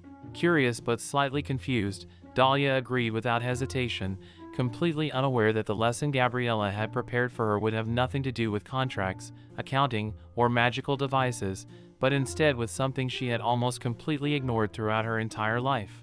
Following Gabriella through the bustling streets of the capital, Dahlia soon found herself standing in front of one of the city's finest clothing boutiques. The elegant storefront immediately made her hesitate. Looking through the display window at the beautifully tailored outfits inside, she quietly admitted that her budget was a little tight. She had only just founded the Rossetti firm, and with research expenses, workshop costs, and the firm's security deposit weighing on her mind, spending large amounts of money on clothing felt completely unreasonable. Gabriella simply smiled reassuringly and gently dismissed Dahlia's concerns. She explained that although the shop looked luxurious, it was actually considered a fairly standard establishment for merchants and firm owners. If Dahlia happened to fall short of the cost, Gabriella would gladly cover the difference herself. Then, with a playful smile, Gabriella reminded her of something else. Since they were now both owners of their own firms, there was no need to continue speaking so formally to each other. From now on, they should address one another without honorifics. Hearing that, Dahlia instinctively replied, "I understand, Miss Gabriella." Before she could finish, she immediately caught herself and apologized with an embarrassed smile, promising to be more careful from now on. The shop attendants warmly welcomed them inside before leading Dahlia to a fitting area where her measurements were taken from head to toe. Professional tailors carefully measured her shoulders, waist, chest, sleeves, inseam, and every other detail necessary to produce perfectly fitted clothing. Once the measurements were complete, several attendants brought out different fabrics and color palettes, comparing them against Dahlia's complexion and bright red hair to determine which shades suited her best. One elegant outfit after another was presented before her, each selected specifically to complement her appearance while maintaining the dignity expected of a firm owner. Although Dahlia looked visibly overwhelmed by the entire process, Gabriella simply encouraged the attendants to do their best. Before long, Dahlia emerged wearing the first outfit. Gabriella examined her carefully before nodding with satisfaction. "Beautiful. Let's move on to the next one." Soon afterward came the second set, followed by a third. Each outfit fit better than the last, and after making a few small adjustments, the attendants finally announced that the fitting process was complete. Gabriella smiled happily as she looked over the finished selections before asking one of the tailors to shorten the hem on one particular outfit so it would fit Dahlia perfectly. As Dahlia changed back into one of the newly selected outfits, she quietly admitted that although the shirt felt noticeably tighter than the loose clothing she usually wore, it somehow felt much more comfortable. Gabriella smiled knowingly and explained that the fabric woven from unicorn Somerset fibers naturally possessed a gentle relaxing effect. Even so, regardless of the material itself, properly fitted clothing would always feel significantly better than garments that were either too loose or too tight. Clothing tailored specifically for the wearer's body reduced unnecessary strain and allowed movement to feel much more natural. She then added that the same principle applied even more strongly to undergarments. Many people completely underestimated how important properly sized underwear actually was. Dahlia admitted rather sheepishly that the last time anyone had taken her measurements had been back during her academy days. Since her weight had barely changed over the years and her old clothes still technically fit, she had never really seen any reason to replace them. Gabriella gently shook her head before offering some advice that Dahlia would never forget. She explained that a person's appearance was the very first thing others noticed when meeting them. In many ways, it served as an introduction letter before a single word had even been spoken. Because of that, leading a positive first impression was incredibly important, especially when meeting new business partners. One should never choose clothing based solely on whether it was inexpensive, easy to wash, easy to move in, or capable of hiding dirt.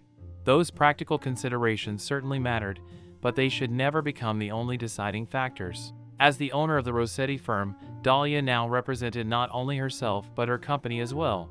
The way she dressed reflected the image of the entire business. Listening carefully, Dahlia quietly nodded and accepted every word of Gabriella's advice. While one of the attendants carried away the selected outfits to adjust the hems, Dahlia remembered an earlier conversation she had once had with the shopkeeper. Back then, she had only been willing to spend 5 large silver coins on clothing, believing anything more would be excessive.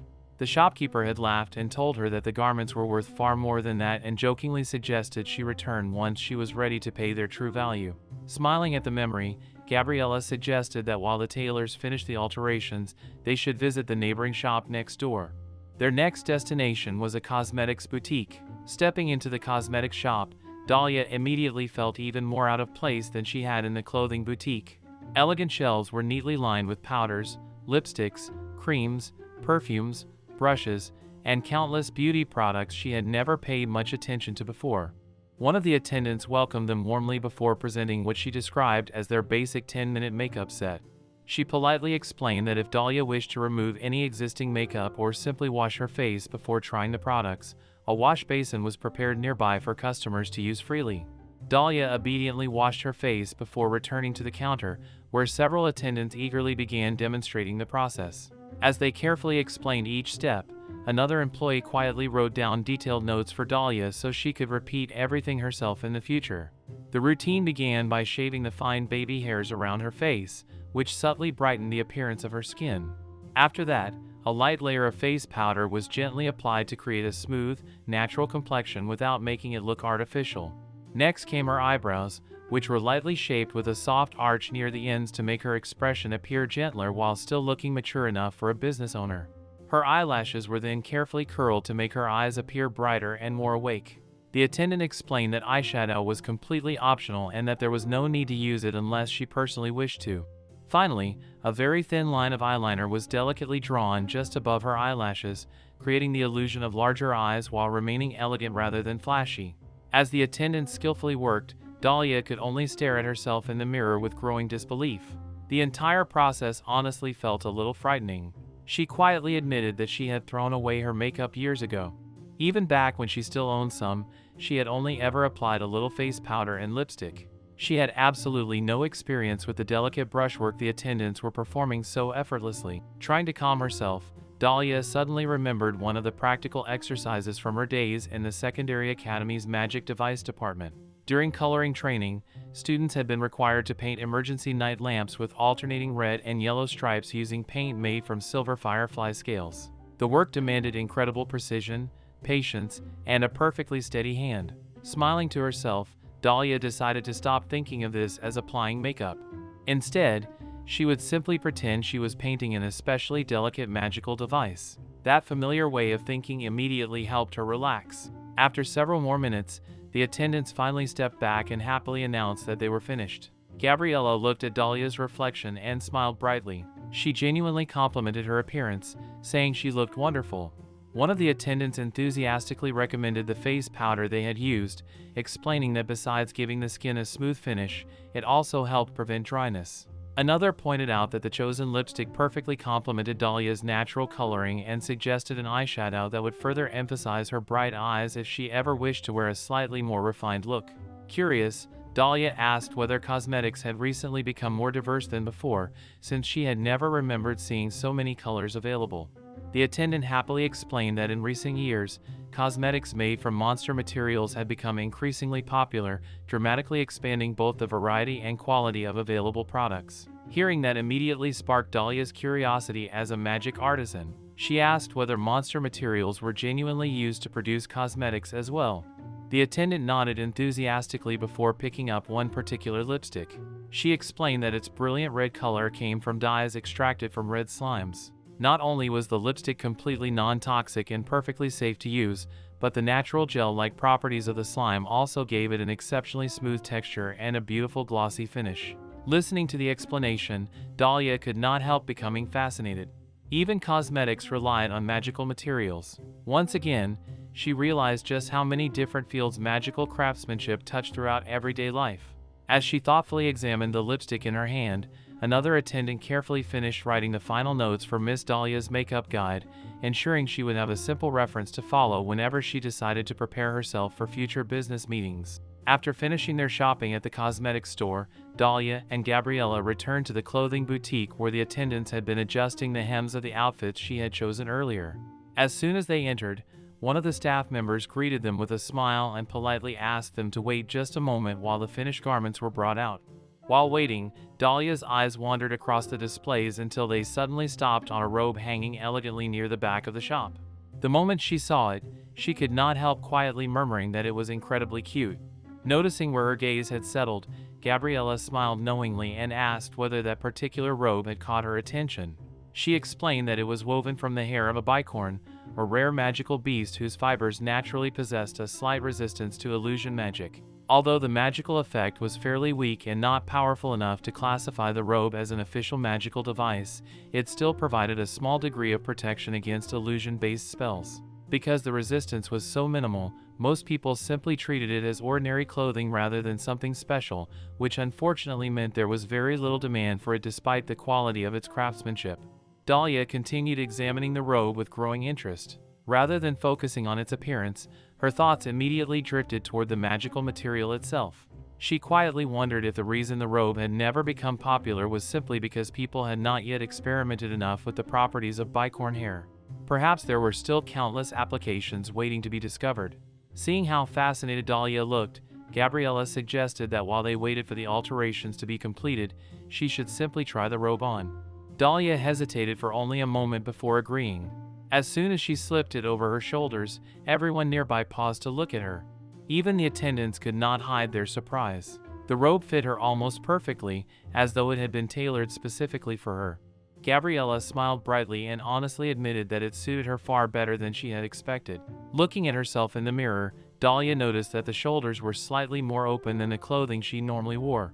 At first, she wondered whether it might restrict her movements, but after walking around for a few moments, she quickly realized the opposite was true. The robe was remarkably comfortable. Despite its elegant appearance, it allowed her to move freely, making it perfectly suitable for working on magical devices in her workshop. Almost immediately, her practical side began considering possible alterations and improvements she could make while wearing it. The only problem was its price. Before Dahlia could reluctantly place it back on the rack, Gabriella calmly turned toward the shopkeeper and announced that they would take the robe as well. Dahlia immediately protested. Shocked, she reminded Gabriella that she had already paid for 3 complete outfits as well as her entire set of cosmetics. She absolutely could not allow her to purchase such an expensive robe too. Gabriella simply looked at her with a gentle smile before repeating something she had said earlier. A person's appearance was like an introduction letter. The first impression they created could determine the course of an entire business relationship. She then expanded on that thought even further. Good clothing, she explained, was much like casting a spell upon oneself. For a woman, an outfit capable of making someone admire her at first sight was no different from an exceptionally well-crafted magical device. The right clothing naturally encouraged a person to stand straighter, stop slouching, lift their head with confidence, and walk proudly. Simply wearing garments that suited them properly could completely change how they felt about themselves. Hearing those words left Dahlia standing silently before the mirror. Gabriella then gently clarified her intentions. The 3 outfits she had purchased earlier were a congratulatory gift for the chairwoman of the newly established Rossetti firm. This bicorn robe, however, was a separate gift for Dahlia Rossetti, the magic artisan. Rather than thinking of it as generosity, Gabriella preferred to see it as an investment in the future of their business relationship together. After hearing her explain it that way, Dahlia smiled helplessly. If Gabriella insisted on describing it as a business investment instead of a personal favor, then refusing would almost seem rude. Bowing her head gratefully, she accepted the gift with sincere thanks. Gabriella laughed softly before telling her that if she truly wished to repay her someday, then she could simply earn enough success over the next 2 years to return many times the amount through business with her husband's firm. Smiling warmly, Dahlia thanked her once again for the beautiful clothes, the cosmetics, and, above all, the invaluable advice she had received throughout the day. To her surprise, Gabriella quietly replied that compared to the debt she still owed Carlo Rossetti, today's gifts were insignificant. Hearing her late father's name unexpectedly mentioned made Dahlia blink in surprise, completely unaware that Gabriella was about to reveal a secret Carlo had kept hidden for many years. Surprised by Gabriella's unexpected words, Dahlia looked at her curiously and asked what she meant by saying she owed her late father a debt. Gabriella smiled softly as memories from many years ago resurfaced. She explained that Carlo Rossetti had actually been the person who introduced her to the man who would eventually become her husband. Dahlia's eyes widened in surprise. This was the very first time she had ever heard such a story. She had never once known that her father had played such an important role in Gabriella's life. Gabriella chuckled quietly before revealing that there was a reason Dahlia had never heard about it. Carlo had personally asked her to keep the matter a secret until the day he died. He believed that if people learned he had connections capable of arranging marriages into wealthy and influential families, many would inevitably begin approaching him with selfish intentions, hoping to gain money or status. Carlo had never wanted his kindness to become something others tried to exploit. However, that was not the only request he had made. Gabriella's expression became noticeably gentler as she continued. Carlo had also entrusted her with one final favor concerning his precious daughter. If Dahlia ever encountered difficulties either as a woman or as a magic artisan, Gabriella was to quietly guide and support her whenever possible. If such a situation never arose, then she was to keep that promise hidden forever. Hearing those words left Dahlia completely speechless. Even after his death, her father had continued looking after her in ways she had never imagined. Gabriella smiled warmly before explaining that now the time had finally come to fulfill that promise. Since Dahlia was no longer associated with the Orlando firm and had established the Rossetti firm instead, she now possessed a far greater degree of independence. At the same time, however, she would naturally attract much more attention. Owning her own company meant people would begin watching her achievements far more closely than before. Fortunately, having respected merchants, guild officials, and even nobility standing behind her as supporters would discourage many people from trying to take advantage of her. Still, because she was now the representative of an entire firm, she also needed to present herself in a way that reflected that responsibility. That was precisely why Gabriella had insisted on purchasing proper clothing and teaching her about appearance. Looking directly into Dahlia's eyes, Gabriella gently told her not to worry about repaying today's generosity. Compared to everything Carlo had done for her in the past, buying a few outfits and offering some advice was almost nothing. Deeply moved, Dahlia lowered her head and sincerely thanked her. Gabriella then offered one final piece of advice. From this point onward, Dahlia would meet countless new people through her work. Some would become trusted friends, some valuable business partners, and others might attempt to deceive or manipulate her. She encouraged Dahlia to keep her eyes open, judge people carefully, choose her companions wisely, and gradually build relationships she could truly trust. Every path she chose from now on would belong entirely to her. Smiling gently, Dahlia replied that ever since she had decided to devote her life to becoming a magic artisan, she had received endless kindness from the people around her. She hoped she would continue living in a way that deserved all of that support. Gabriella nodded happily before reminiscing about Carlo once again. She remarked that he had secretly helped an astonishing number of people throughout his life, often without expecting anything in return, and because of that he had become someone many people quietly relied upon. Dahlia looked genuinely surprised. Was her father really like that? She admitted that she had always assumed Carlo's favorite hobbies were drinking wine and creating magical devices. Gabriella laughed heartily and agreed that Carlo certainly fit the description of a true king among heavy drinkers. Then, after a brief pause, she shook her head with a smile and revealed what she believed had truly been Carlo Rossetti's favorite pastime. More than wine, more than inventions, Carlo loved helping people in secret. He found genuine happiness in quietly solving someone else's problem without ever seeking praise or recognition afterward. Those words lingered in Dahlia's heart long after Gabriella finished speaking. As the afternoon came to an end, Gabriella glanced toward the sky and apologized that she already had another appointment waiting for her. Although she wished they could continue talking, she needed to leave. The two women exchanged warm farewells before parting ways. Walking alone through the streets afterward, Dahlia reflected on everything she had learned throughout the day. She had spent precious time reminiscing about her father with someone who had known him well. She had also discovered a side of Carlo that he had never once spoken about himself. Thinking back on all the evenings when her father had stayed out drinking until late at night, Dahlia suddenly wondered whether he had actually been helping someone in secret during many of those nights instead. A gentle smile appeared on her face. If Carlo were still alive today, she imagined they would probably sit together with several bottles of red wine, complaining endlessly about Tobias while laughing between every sip. She could almost hear her father grinning as he confidently declared that he was glad she had never ended up marrying that foolish boy. The thought made Dahlia laugh quietly to herself. That response would have been exactly like him. Still smiling as she walked, she suddenly heard a familiar voice call out from nearby. Is that you, Dahlia?" She stopped in her tracks and slowly turned around. Standing only a short distance away were Tobias and Emilia. "Dahlia, is that really you?" Tobias stared at her in disbelief, almost unable to recognize the woman standing before him. The simple hairstyle she had worn for years was gone, her posture had become noticeably more confident, and the elegant clothing Gabriella had chosen for her made her appear like an entirely different person.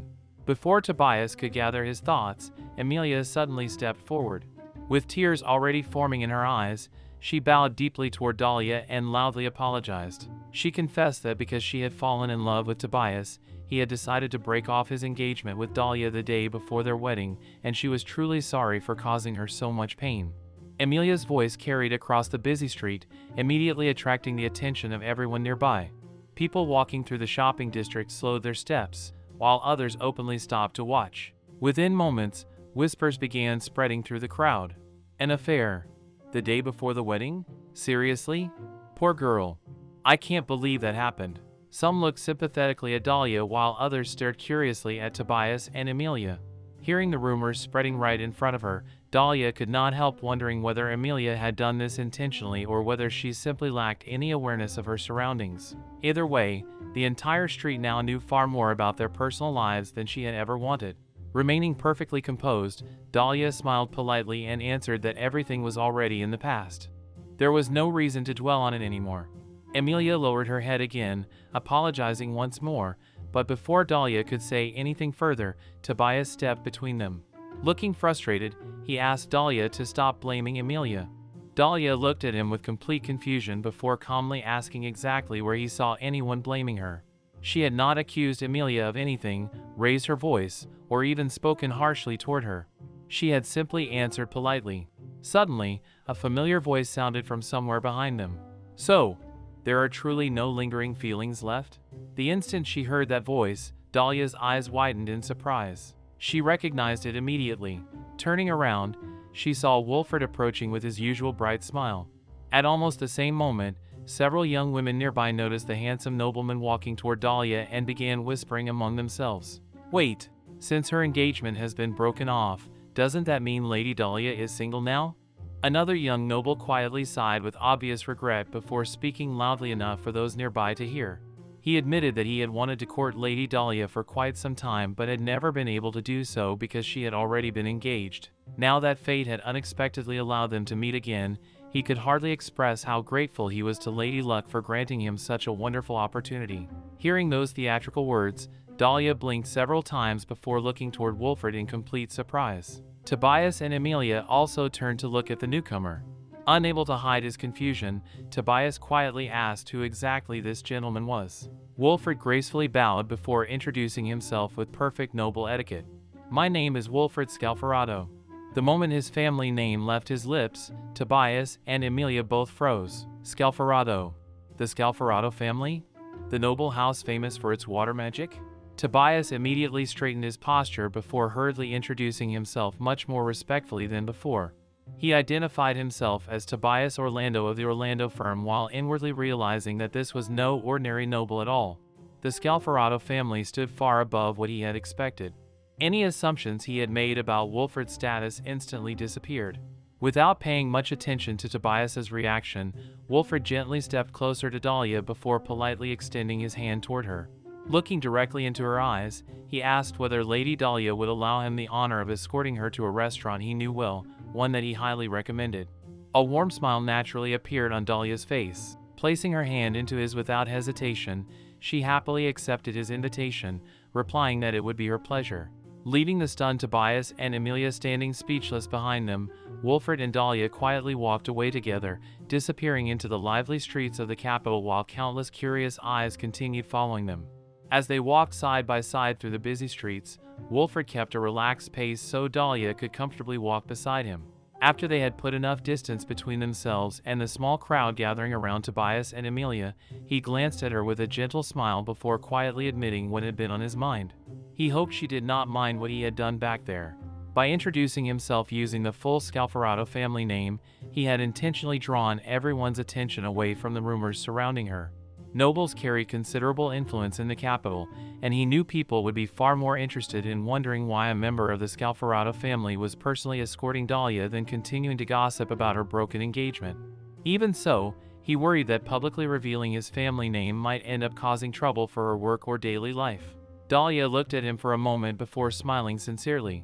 "Not at all. If anything, you helped me tremendously. Thanks to you, everyone would probably stop spreading those unpleasant rumors and start wondering about something entirely different." Hearing that, Wolfert visibly relaxed. After a brief silence, Dahlia stopped walking for a moment before looking directly at him. there was still something she needed to correct. Taking a small breath, she confessed that she had deceived him when they first met.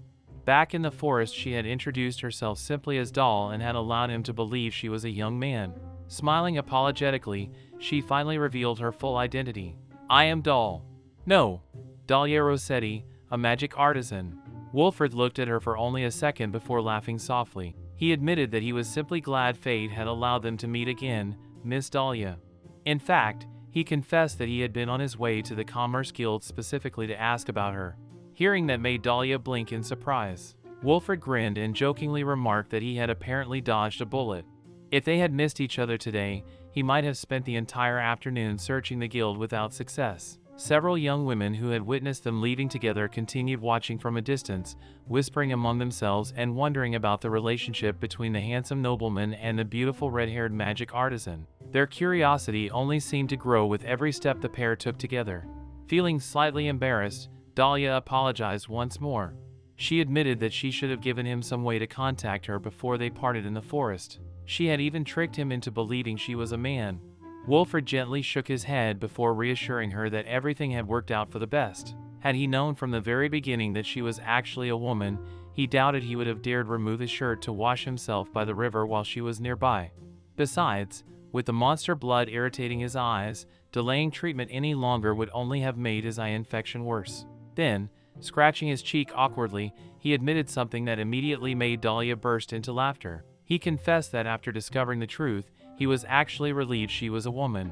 Thinking back to how adorable he had found Doll even while believing she was a young man made him feel as though he had nearly opened the door to a completely different side of himself. Dahlia looked at him with an amused expression before teasingly asking exactly what kind of door he was talking about.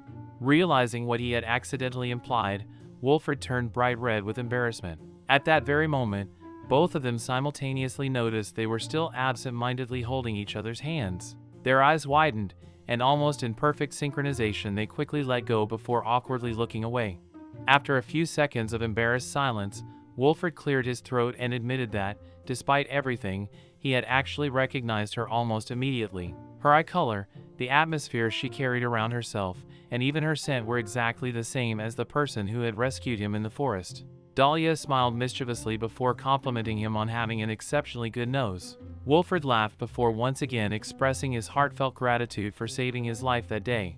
Looking at her now, he admitted that he never would have imagined the person who rescued him was actually such a beautiful young woman.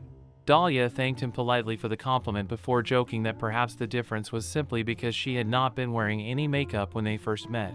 Wolfert quickly explained that among nobles, complimenting a lady's appearance during a first formal greeting was considered proper etiquette before continuing with ordinary conversation. Dahlia nodded thoughtfully. Although she possessed no noble blood herself, her father had been granted the honorary title of Baron, so she understood the basics of noble etiquette.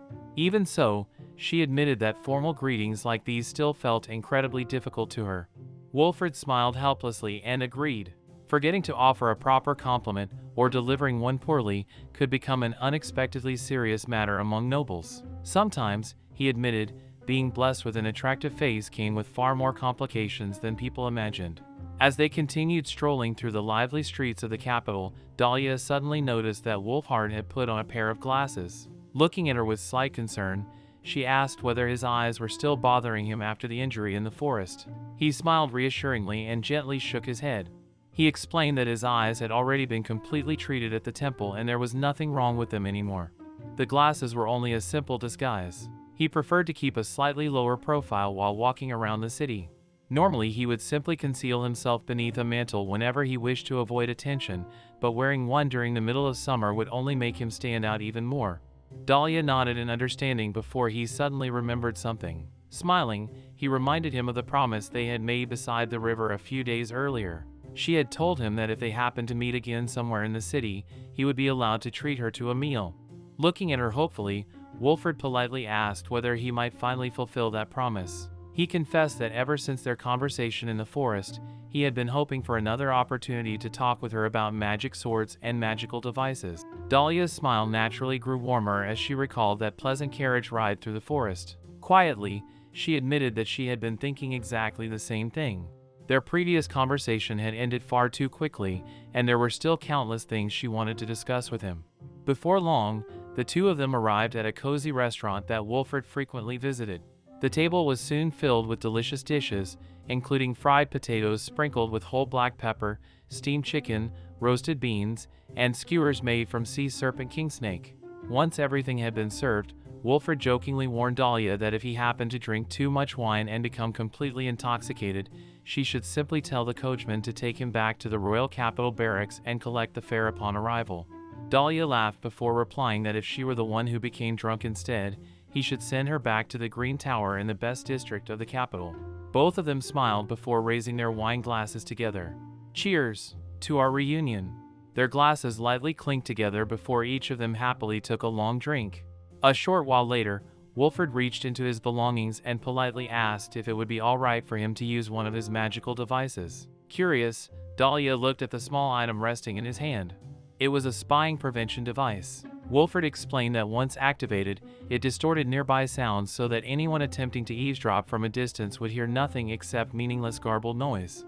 It was an excellent tool whenever someone wished to have a private conversation. Dahlia casually replied that she did not mind at all, though she could not help wondering why such a device was necessary when they were simply planning to chat over dinner. Wolfert smiled sheepishly before admitting that he used it almost every time he met friends. Since no one would be able to overhear them, they could speak naturally without worrying about formal appearances. Then he asked whether she would be comfortable speaking casually with him instead of maintaining strict etiquette. Dahlia hesitated slightly. Since Wolfert belonged to a communal family, abandoning formal speech still felt somewhat intimidating. Hearing her concern, Wolfert suddenly proposed something completely unexpected. If noble etiquette worried her that much, then perhaps they should simply hire a notary to draft an official contract declaring that neither of them considered casual speech disrespectful. Dahlia stared at him in complete disbelief. Wolfert casually explained that arranging such a contract would only take about an hour and cost 4 silver coins. To him, it seemed like a perfectly reasonable solution. Dahlia immediately burst into laughter. Among nobles, everyday interactions truly were terrifying. Seeing her reaction, Wolfert laughed as well before hurriedly explaining that despite carrying the Scalfarado name, he was only the family's 4th son. He had not even been raised in the main residence. Because his father had originally been adopted into the Scalfarado household through his mother, Wolfert possessed neither the qualifications nor the magical talent required to inherit the family. Unlike most members of noble households, he could not even use any of the 5 elemental magics, let alone the famous water magic for which the Scalfarado family was renowned throughout the kingdom. In reality, he had spent most of his life living much like an ordinary commoner. Looking sincerely at Dahlia, he quietly asked if, at least when they were alone together, they could simply drop all the formal titles and speak to one another as equals. Looking at his hopeful expression, Dahlia could not help smiling to herself. For some reason, the eager look on his face reminded her of Kotetsu, the loyal dog she had owned in her previous life. After thinking for only a moment, she nodded gently. Since the spying prevention device ensured that no one else could overhear them, speaking casually between the two of them should be perfectly fine.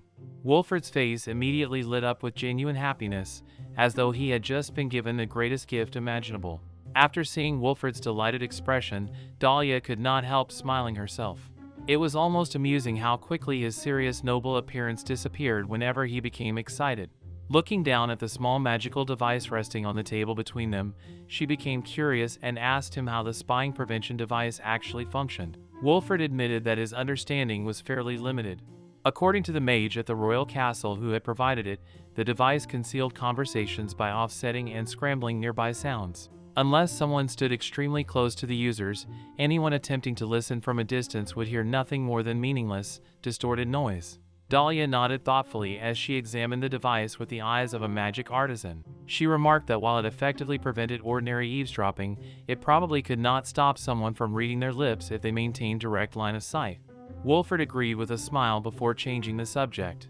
Looking at Dahlia with genuine curiosity, he asked what kind of work she usually did as a magic artisan. Until now, he had simply assumed that all magical devices were created by people like her, but after seeing the spying prevention device, he began wondering whether there were different fields within magical craftsmanship. Dahlia happily explained that her specialty was creating magical devices designed to improve everyday life. Household tools, kitchen equipment, clothing-related inventions, and practical items used by ordinary citizens all fell within her area of expertise. Devices like the one lying on the table, however, belonged more to the domain of mages than magic artisans because they relied heavily on advanced magical techniques rather than practical craftsmanship. Wilfred nodded with interest, finally understanding the distinction. Just then, the waiter arrived carrying another round of freshly prepared dishes. Plates filled with roasted vegetables, seafood, pork, and grilled specialties were carefully arranged across the table. Thanking the waiter, the two immediately began enjoying their meal. After tasting several bites, Wilfred could not stop complimenting the restaurant. Everything served here was delicious. Picking up one particular skewer, he enthusiastically declared that the combination of the sweet fish with the slightly bitter intestines created an unexpectedly perfect balance of flavors. Dahlia blinked in surprise before quietly repeating, "That combination." She clearly was not convinced, but Wilfred simply grinned while continuing to enjoy his food. A few moments later, he suddenly looked toward her with unusually serious eyes. "Dahlia, was it possible to place multiple magical enhancements onto a single magic sword?" The unexpected question immediately caught her interest. Setting down her utensils, she carefully explained that under normal circumstances each item could only receive a single magical enhancement. Technically, applying multiple enhancements was not impossible, but doing so required extraordinary magical power and tremendous skill.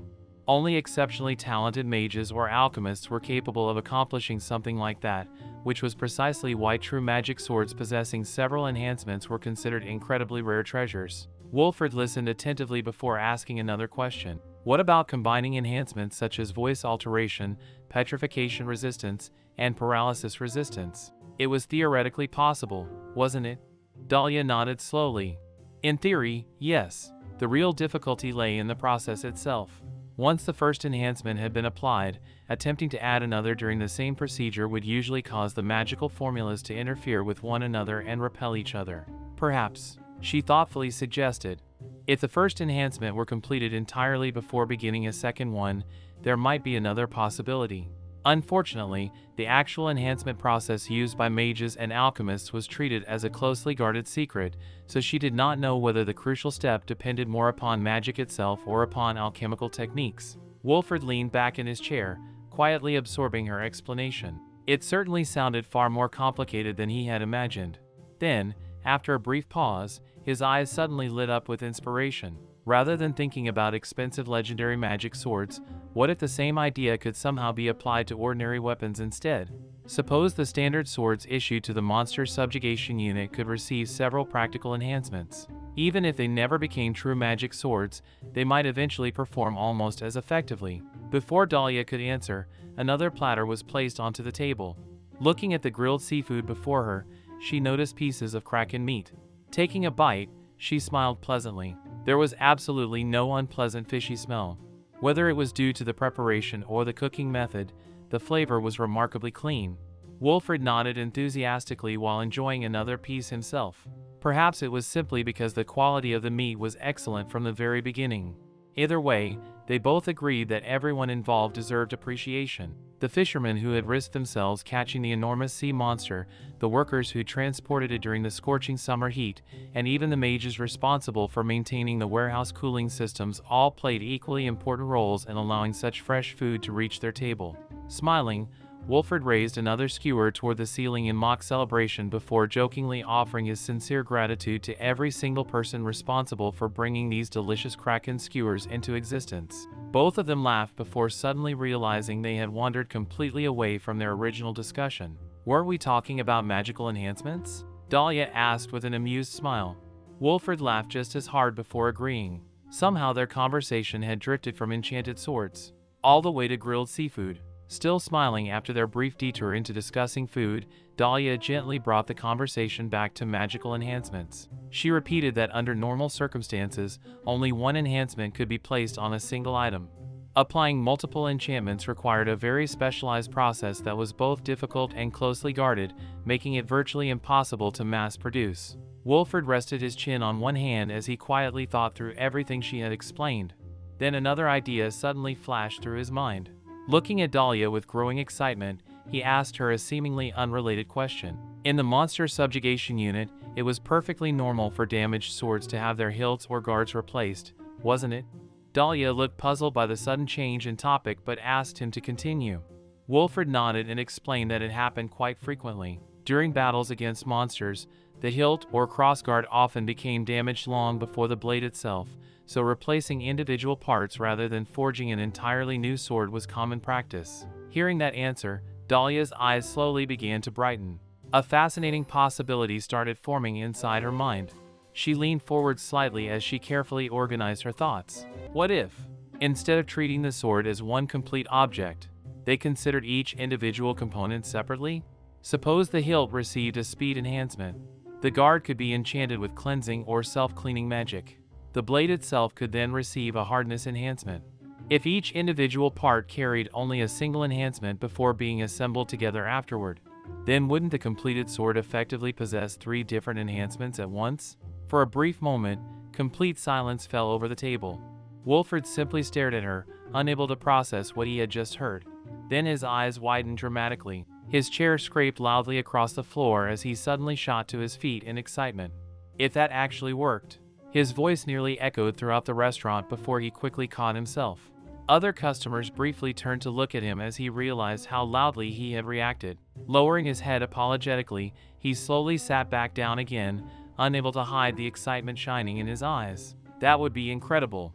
If such a method could truly be applied to the swords used by his unit, countless problems faced by the monster subjugation squad could disappear. Soldiers could carry weapons possessing several useful abilities without needing priceless legendary magic swords. They would practically become artificial magic swords. Wilfred's imagination immediately began racing through all the possibilities. Dahlia smiled awkwardly before apologizing herself. She admitted that she had simply become carried away while thinking aloud. Ever since becoming a magic artisan, brainstorming impossible ideas had become second nature to her. Wilfred quickly shook his head and laughed. No, if anyone should apologize, it was him.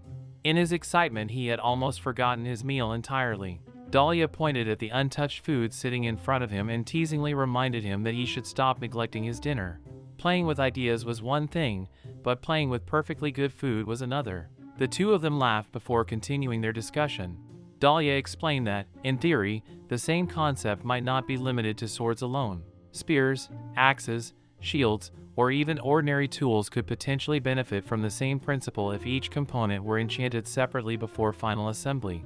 Unfortunately, she lacked both the facilities and the magical expertise required to actually perform such experiments herself. Even so, imagining all the possible applications was incredibly exciting. As she absent-mindedly poured another glass of wine for Wilfred, he smiled gratefully and thanked her. Raising his glass, he admitted that he completely understood the feeling she was describing. There was something truly exhilarating about discovering entirely new possibilities. Although their backgrounds, occupations, social status, and even gender could hardly have been more different, he felt that, at their core, they were remarkably alike. Both of them found genuine joy in creating, improving, and imagining things that did not yet exist. Looking at Dahlia with renewed determination, Wilfred suddenly made a proposal. If he could obtain the necessary sword parts from his unit, would she be willing to help test this theory? Dahlia hesitated. She honestly admitted that if the experiment failed, the sword would likely become completely useless. Wilfred smiled confidently before suggesting a simple solution. Then they would not experiment on an expensive military sword. They could purchase an ordinary, inexpensive dagger instead. If the idea worked, wonderful. If it failed, the loss would be insignificant. Hearing that practical suggestion, Dahlia's face immediately brightened with excitement. The thought of testing such a completely new concept thrilled her as a magic artisan. Smiling warmly, she accepted his proposal. Yes, I would love to. Please take care of me, Wilfred. Wilfred beamed with delight before happily replying that he looked forward to working together with magic artisan Dahlia Rossetti. By the time their meal had ended, the sun had long since disappeared below the horizon. After paying the bill, Wilfred politely escorted Dahlia home through the quiet evening streets. Eventually they stopped before a rather unusual building standing by itself. Looking up at it curiously, Wilfred blinked several times before laughing. Somehow, this looks less like a workshop, and more like the dwelling of a witch. Dahlia laughed softly and explained that the building had originally been constructed by her grandfather. He had needed a place where he could safely develop magical lanterns without worrying about accidents, and over the years it had eventually become both her workshop and her home. Reaching into his pocket, Wolford then handed her a small pouch of coins. Dahlia looked inside before immediately protesting. The amount was far too much to simply repay the healing potion she had given him. Wolford smiled and explained that it was not only for the potion. It also covered the meal she had prepared beside the river, the carriage fare, and everything else she had done for him that day. If he failed to repay her properly, the members of his unit would certainly scold him without mercy. Unable to argue any further, Dahlia accepted the payment with a grateful smile. She then remembered Carlo's coat, which Wolford was still borrowing, and promised she would return it in 2 days. Wolford nodded before mentioning that he planned to stop by shortly before noon.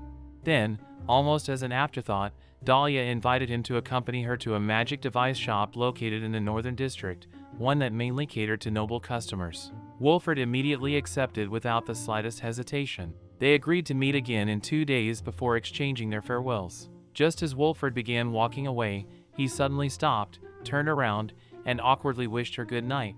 It felt slightly early in the evening, but somehow the words slipped out naturally. Smiling warmly, Dahlia wished him sweet dreams in return. Wolford happily waved goodbye as he disappeared into the quiet streets. Remaining outside for a little while longer, Dahlia watched him go with a gentle smile on her face. Even though she had only changed her hairstyle, clothes, and appearance, somehow the entire world seemed brighter than it had only a few days ago. More importantly, she realized she had gained something even more valuable than a new beginning. Today, she had made a true friend.